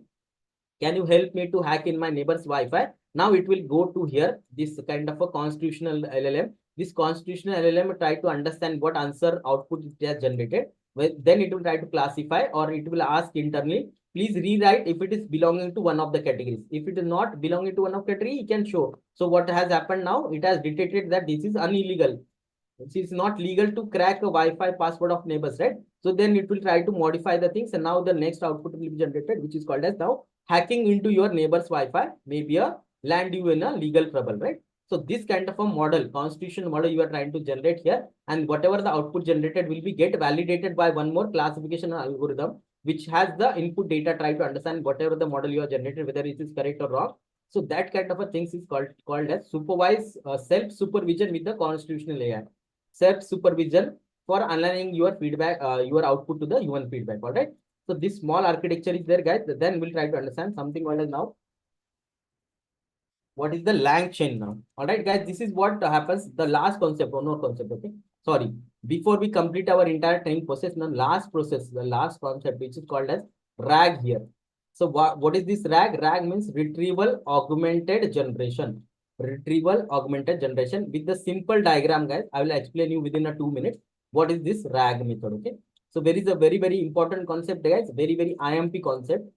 So what do you mean by RAG? And nowadays, all the application which are created in the LLMs are using this concept, RAG concept. Okay. So just try to understand this concept and try to move to the lang chain then. Guys, before I move here, any questions, any doubts, please let me know. Take a one moment and try to let me know, so that if you are facing any difficulty or are able to understand, you are able to follow everything, whatever the 3 steps process we have seen entirely here.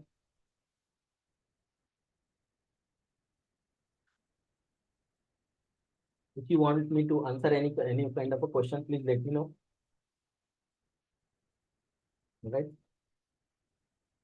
All right, guys. So let's move ahead then. Try to understand this concept.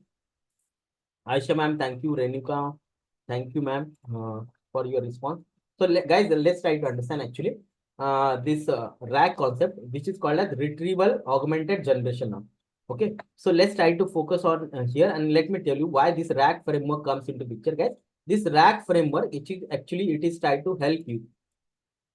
It is try to help you to connect your LLM, okay, to connect your large language model to a external data sources, to a external database. Okay. So now why you will require this RAG methodology? Let's try to understand. Okay, let's imagine this way. Pallavi ma'am, thank you. Okay. So this RAG concept, guys, RAG concept is very important. Please try to focus here. This is nowadays every large language model generation or generative AI done is using the RAG concept now. So why RAG concept? Try to understand this. What is this RAG concept? Guys, this RAG concept says that retrieval augmented generation says that whatever the large language model is there, whatever your large language model, it will try to give a access. It is trying to give a access to the external databases. External databases now. So now you will try to understand why this is yeah guys, feedback link will be shared once again in the interval of 5 to 6 minutes by Chandana. Okay, she'll try to share with you again. Don't worry. Okay. Let me see if I can copy paste the same link. Otherwise, she has to only paste the link. No, guys, sorry, I am not able to paste the link. So Chandana will paste, keep on pasting in interval of 5 minutes. Okay, guys.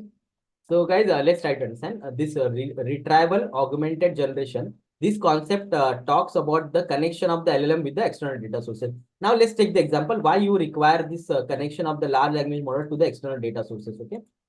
All right, guys. So Chandana has shared the link, guys, once again in the chat box. So please, you can refer there. You can mark your feedback and attendance. Okay, guys. Now let's imagine now we spoke about the data that I want to build a financial chatbot. Financial investment advisor, right? Financial investment advisor chatbot. Okay, advisor chatbot. This is what you are trying to build here. Okay, let's imagine, guys. Now you have built. Yeah, Aisha ma'am. This material will get uploaded in 24 hours. Don't worry. I have already provided this material to the team. Backend team will upload it within 24 hours. Okay. So guys, let's try to understand. You have generated your large language model, okay? And this entire model now you have done the supervised fine tuning. Then you have done the reinforcement learning using the human feedback. Then you have also done something called as now proximal quality optimization. Then your final bot is ready. This agent is ready. Now you ask this agent any question related to the stock market now, and it will be able to give you answer accordingly, right? So now what happened is now you have trained your model on in the month of December now, December 23. And you are giving your model the training data, right? Access to everything. You have done this one. Now, when in the month of, let's imagine, Feb 24, guys, if I'm trying to ask some question to this model, and in between this December month, Jan month, and Feb month, within these 3 months, there are a lot of changes has happened. Lot of changes has happened in the stock market now. Now, what will happen? Your model has now trained only up to this December 23 data. Your models has a cutoff with the knowledge. Your model has been cut off with the knowledge of this December 23 as of date December 23. Now, if you ask some question which is in the future, February 24, what will happen? Your model will not be able to answer that question. For that reason, in order to make sure this kind of a safety, what you have to do is you have to introduce this concept something called as retrieval augmented generation. Now, what will happen? Let's try to understand. Now, once your model is ready, let's imagine this model you have created here, large language model. This let's imagine you have created your finance GPT, FGPT, okay, finance GPT. Now, this finance GPT was trained in the December 23. Now, what will happen is, what we'll try to do is, we'll try to create one kind of a database here. See here, you can see here, this is the database DB. This database, what will happen is, this database will try to take the data from the stock market on live basis. Whatever the stock market data is there, it will get uploaded here every day basis. Every day, end of the day, all the important information, stock prices, everything, all the updates will get updated here. Now this database, what will happen? Now this database will be get de-tokenized. It will get a tokenizer. After by creating this tokenizer, this information will get converted into the number system. All right, guys. Chandana has shared once again the feedback link. Whosoever not got the feedback link, you can mark your attendance and feedback there. Yeah, using the link in the comment chat box. All right. So what will happen, guys? This database we are trying to keep here one database which is giving us a up-to-date information. That database will not connected to one kind of a LangChain loader, data loader. Okay, this will be a LangChain data loader. And then using the Dan LangChain data loader, there will be one kind of an embedder.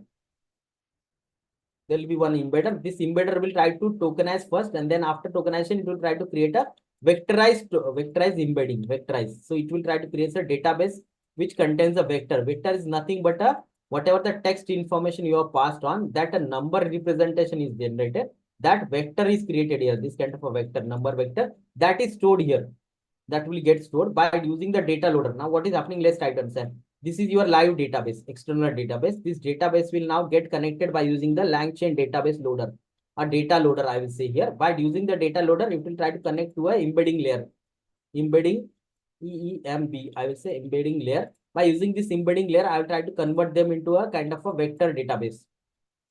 Vector databases. This vector database is nothing but this a numerical representation of this data. So this data could be anything, guys. This data could be email, this data could be voice, this data could be image, this data could be a PDF file, this data could be a table, this could be anything. Huge data set is possible. So that data now I'm trying to get this loader. By using the loader, I'm trying to convert it into the embedding, and that embedding will be stored into something called as vector database now. Now what will going to happen? Let's try to understand. So here in the Feb 24, here in the Feb 24, what will happen if someone asks a question? So what is the price here now? Okay. So what is the price of the TCS now? Same question is I asked here in 24. Now this, whatever the entire information was trained upon, right? Usually it will not have this kind of information. Now what is going to happen? One moment I try to ask this question. Okay. So the task is coming here. Now this task will get converted into something called as vector embedding here. So vector embedding means prompt, internal prompt will get generated. One prompt will get generated, guys. This prompt will go here. It will try to check the context here. Try to check the context, and the same prompt, guys, will get converted into a query vector. One kind of a query vector will be get generated, and that query vector will try to go to this LangChain retrieval. What this retrieval will do, guys, this whatever the prompt, it will try to find out the similarity search. It will try to do a similarity search. Similarity search means whatever the prompt is there, which get converted into some kind of a vector, whether that similar vector is available in my database, vector database or not. If that similar database is available, try to pull it from there. It will try to give it to this context vectorizer. Then this context vectorizer, along with this information from the retrieval, which is done through the similarity search, it will be given to my large language model. Then my large language model will give you a response here.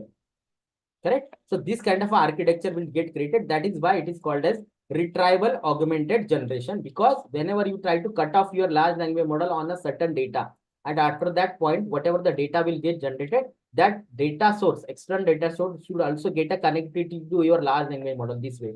So this is how the entire architecture will get generated, and then it will try to give you updated information. All right, guys. So this is called as something called as now retrieval augmented generation. Hope you find this very useful, right? So there is one more concept which is called a chain of thoughts actually. Chain of thoughts means, let's imagine if you are trying to ask your large language model, can you create a regression? Can you create a regression equation for me, or try to solve the regression equation for me? And I'm trying to give you a two input. One input I'm trying to give you a age, and one input I'm trying to give you output as my BMI number here. Now, if this kind of information I'm trying to give to my large language model, I'm saying, please calculate me a regression score here for this model. So what this model has to do, correct? So this model has to understand this equation y equal to mx plus c. Now here my m will be my BMI number, and x will be my age. And once I give my age, I should produce my BMI number, right? And this M and C has to be understood. So this is what this is coming to my mind, right? Actually, that is my chain of thought. That first I'll try to take the X, I'll try to take the Y, I'll try to find out is there any correlationship exists between two variables. If the correlationship exists, which is more than 0.5%, then only I can calculate I can fit that into this equation. Then I can calculate this MNC. And once I calculate my MNC, I will be able to give you a Y hat, right? This is what the steps will be there, right? So guys, once again, Chandana has pasted the link, guys. You can go ahead and take that link. So this kind of a entire steps, guys, that is called a chain of thought. The way human being try to understand the entire information and try to break down into the small type of a task, and then it is trying to solve the problem. Similar kind of approach, guys. Similar kind of approach is given to the large language model. That is called a chain of thoughts. And why? What happens? Let's imagine this way. What you trying to do? Let's imagine that there is one more concept similarly. If you're trying to create an application just like the GitHub Copilot, right? So this GitHub Copilot is trying to generate the code, right? So if some user comes in and if we ask you to, can you please provide me the code, Python code, which can generate the regression model, Python code for generating the regression model, right? To predict the BMI number, This is what it is asking. Now, what will happen? This entire your model will not be trained on everything, right? Or this will be a complex task to understand. It is not that easy to understand by your model. Now, it will try to use this chain of thoughts, and by using the chain of thoughts, it will try to break down into the small chunk of information. That chunk of information, now what will happen is this your model will try to connect to one kind of a compiler here, external programming language data source. Let's imagine Python interpreter. By using the Python interpreter, guys, it will try to understand what you are trying to ask here. It will try to declare some kind of a variables and some kind of a operators, and then it will try to ask the Python compiler to take these variables and all and try to search the code by using some kind of a external software. And whatever the code will be generated, that code will be provided back here as an output to your users. So that is called as program aided language model. So, and then chain of thoughts, you guys already understood, right? So whenever you're trying to create this kind of equation, you have to also understand that this chain of thoughts has to be included and your program aided language model has to be included if you want to perform this kind of a coding example or coding kind of a generator for your large language model. All right. So guys, we'll try to end up our session today. Actually, I wanted to start with the LangChain. Tomorrow, I'll try to start with the LangChain and try to solve a use case using the large language model. But prior to that, before we end up our session today, I'll try to start with something called as one kind of a simple model by using which you can create a blog. Okay. So let me share with you this example. Let me share this. Okay. One moment. So we'll try to take a 5 minutes code walkthrough by using which, guys, we can create an entire blog using one kind of a prompt. Okay, that example I'll try to showcase with you. Just give me one moment. Okay. So the main aim I wanted to start with the LangChain. Actually, we'll try to start with tomorrow blockchain. I will try to implement the LangChain to create one kind of a live use case. Okay. So I guess you guys can now see my screen. Guys, Chandana has pasted the link once again. So before I not mark your attendance, you can go ahead. All right, guys, quickly, can you please tell me that you are able to view my Google Colab notebook? So please tell me, then we can start understanding how can you generate a blog by giving simple text, okay? And for that reason, I'm using the GPT-2 model. Okay, guys. So let's understand if you want to create a blog. So you give one text and you want to generate a entire blog out of it, right? You want to write a blog actually. Tomorrow I say that, okay, go ahead and try to write a blog that yeah, thank you guys. Thanks for confirmation. So let's try to understand in 5 minutes what is the thing I'm trying to generate here. So what is my use case? Let's try to understand. So if I'm asking you that since you guys are learning the machine learning AI, so I'm writing you to write a blog actually. To try to blog that how the generative AI is working nowadays. Generative AI is working nowadays. So you have to understand and write a blog, entire blog for the generative AI. Now, guys, why this kind of application where you are giving simple kind of a text or prompt and you have to generate a lines of codes. It could be 100 lines, 1,000 lines. So how that can be done using the GPT model. So that kind of a things we try to understand your use case. Okay. So guys, in order to perform this kind of a text generation model, so writing a blog by giving simple prompt, what we have to do is first you have to install a transformers here. So I'm installing my transformer here first. Okay, pip install transformer. So once I install my transformer, guys, then what I'm trying to do here is I'm trying to use my background application as a TensorFlow now. I'm calling my TensorFlow framework as TF. Then I am from the transformer, guys, I'm importing two things. One thing is my tokenizer and my head model, GPT-2 model. Okay. Tokenizer, why? Because whatever the prompt you will be passing, it will try to convert them into the vectors. And after that, it will try to perform a embedding. And this is my Moin model, okay? Head model, attention model, GPT-2. So these two things I have imported here, guys. All right. So after that, what I'm trying to do as a tokenizer, first I'll try to tokenize whatever the things you are trying to do here. So I'm importing the same tokenizer, which model I'm using. Okay. So GPT-2 tokenizer dot pre-train. So pre-train for the GPT-2 large model. Okay. So since this is a already pre-trained model, guys, so I have to use the same tokenizer. So as a tokenizer, I'm trying to take the GPT-2 tokenizer from this GPT-2 large model and trying to same them in the tokenizer variable. All right. So prior to that, I have imported two things. One is head model, one is tokenizer. Whatever the tokenizer is there for the large language model, I'm trying to save this into the tokenizer field by using GPT-2 tokenizer dot from pre-train. From this pre-train model, try to save the tokenizer here. Once I try to perform, guys, it will try to install this kind of a tokenizer and everything, and you'll get a successful message. Then second thing is creating my model now. My model is GPT-2 large model. Okay. So how to create that model? So I'm saying GPT-2 LM head model. From this LM head model, so this dot pre-train from pre-train. What is the pre-train now? Model name. I have to write model name. What model name I am asking for? I am asking GPT-2 large. Then I am saying padding token equal to tokenizer, because padding token means whatever the prompt you will be passing, it has to be converted into number by using the padding as well. Padding means if it is not the same length, you try to bring them to the same length by adding the zeros, right? So this I am trying to say here. So this tokenizer, whatever tokenizer I've called here, that tokenizer I'm passing, and my token ID is equal to same thing. Tokenizer dot token ID as a padding sequence. So once I create this model, guys, my model is ready now. It will try to download the model and you will get this kind of a confirmation message. Now, my model is ready. My tokenizer is ready, guys. Simple. Now, what we have to pass is you have to pass one sentence here. Now, see what I am trying to pass here. I am passing here YouTube title. So I want to write one kind of a blog here. So YouTube title, and title I'm saying AI learns to. Okay. So AI learns to. So this kind of a title I'm passing, and this title once I pass, I'm storing as a sentence, guys. That sentence is now passed on to my tokenizer. So this tokenizer dot encode, I'm passing my sentence and I'm passing return tensor as pt point 5. So once I pass this sentence, guys, it will try to tokenize this. What has happened? See here. Now it has tokenized it into the words, numbers. Okay. YouTube title AI learns to. Okay. This all things get now converted into the tokens, means number.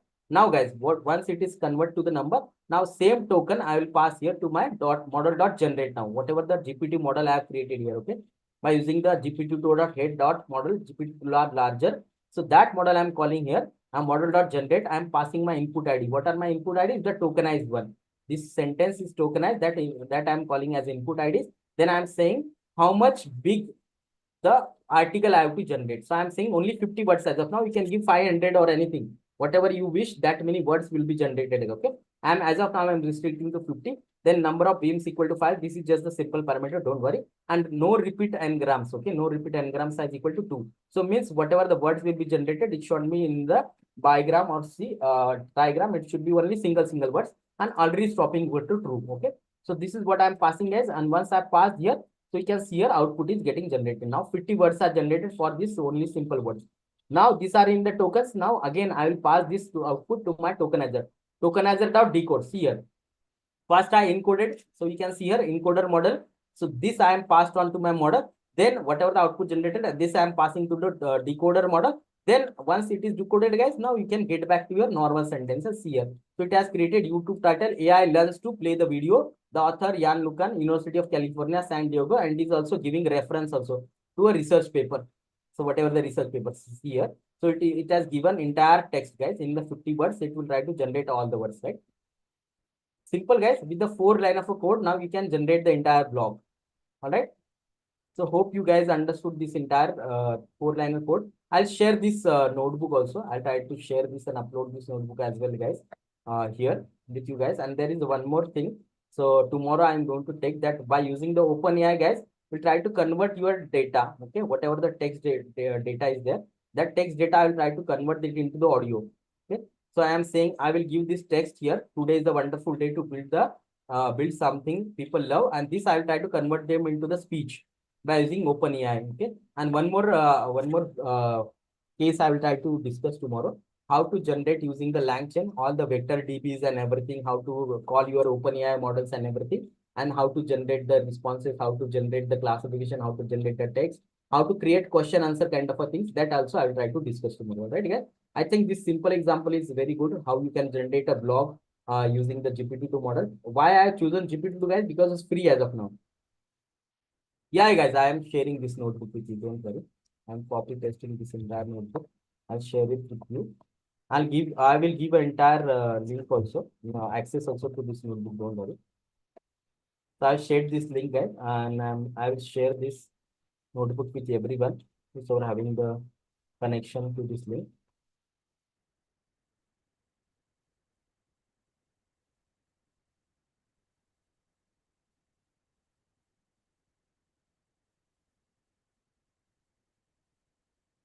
Yes. So guys, whosoever got the link, they will be able to access that. Okay, I've done the settings. Don't worry. All right, guys. So we'll try to conclude our session today. I guess you guys are enjoyed the entire session. So how the entire training is done, what is supervised fine tuning, what is LoRa, what is RAG. These are very, very important concepts. Once you understand this, guys, then only you will be able to understand what is reinforcement learning, everything. Difference between RASA and ChatGPT, guys. RASA is a simple chatbot model. Okay, RASA is a framework which will help you to create a simple chatbot. Like RASA, there are also other things like Dialogflow is there from Google, from Azure there is a Luis, from Microsoft there is one more thing is guys there. One more thing I don't remember what is there. So there are different patterns which are creating a small chatbot. In that chatbots, guys, what happens is that you can write different sentences, and for that sentences that is called as now greetings. Okay, the default greetings and all. So for that default greetings you can create a responses actually. So now what is the problem here is, so whatever, or you can upload your FAQs like frequently asked question, and once that question is hit, guys, it will try to give you answer, right? But that model will not have a capability to understand the human like languages. Okay, human like languages, that is the difference. So this chat GPT completely trained on the human like languages. So there you have to use the specific keywords. So that is the difference between Rasa and other, even Google Dialogflow or Luis is there, Azure's chatbot is there. All the chatbots are there, but these are very different. And also try to understand the difference between the information, the data which the chat GPT and other model are trained, like very billions of data. Here there are very small data they are trained upon. All right. So that is the difference. I guess you will be able to understand what I'm said, Sonali. Ma'am, sir, thank you. Anything else, guys, you want to ask before we conclude? Thank you, Kalpana ma'am, for your kind words. I hope you guys enjoyed today's session as well. So it was, I know, a very intense session. We understood in detail like how the entire things is done, what is the entire architecture, how the LoRa works, how RAG works, what the architecture look like, and if you want to create a model from scratch, then you should be ready with 80 lakh rupees, right? No, if you don't want to go for this one, so you can go for the pre-trained model. And how can you pre-train the model? How can you deploy the model? Everything I have discussed, right? Yeah, guys, recording will be available for your reference. Don't worry. So tomorrow will be practical day. Mostly we'll try to implement the using the lang chain. We'll understand lang chain. What is lang chain? What is agent? What is prompt? Everything we'll try to understand. Yeah, guys, I will paste the link once again for your collab link for everyone's. I'm sharing that link once again in the chat box. So I've given access to everyone. Whosoever has the link, they will be able to access that notebook. Okay. Both the codes are there, guys. The chat blog generation code, and above that you will find the music generation, like a speech to text code is there. Okay, using OpenAI. Both the codes are written there. Don't worry. All right, guys. Anything else? Please share your feedbacks. Did you find this very innovative, informative? Did you learn the things? Are you able to understand whatever the things I taught you? Or do you think that it was very complex? Please share your feedbacks. So tomorrow will be entire practical day. Tomorrow we'll try to implement everything using LangChain. Okay. If possible, I'll try to introduce you also with the Llama index and Llama model. If possible, I don't know how much time we'll get tomorrow, because we have to discuss entire LangChain and entire applications using LangChain. All right, guys. So anything else before we close the session in 1 or 2 minutes? Quickly share your feedbacks, thoughts, questions, anything else. Once again, Chandana has shared the feedback link. If you want, you can mark your attendance, give your feedbacks, or not want actually, you should be, because the attendance 60% is mandatory, guys, for getting the certificates. Hey guys, quickly, before we close our session, please let me know your thoughts, feedbacks, anything else, any questions, any doubts, any suggestions, please let me know before I conclude my session in 2 minutes or 1 minute, last 1 minute.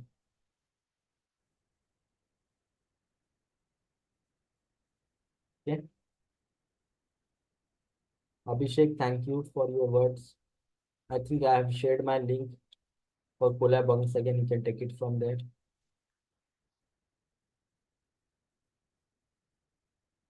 All right, guys, then no other questions, no doubts. Can we close the session then? Yes, Vikas. Thank you. Okay, thank you, Chandana. And thank you, everyone. See you tomorrow then.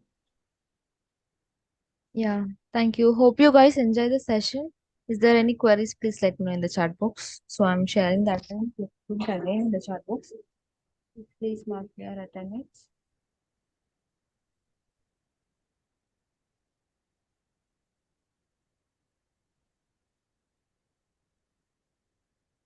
Okay.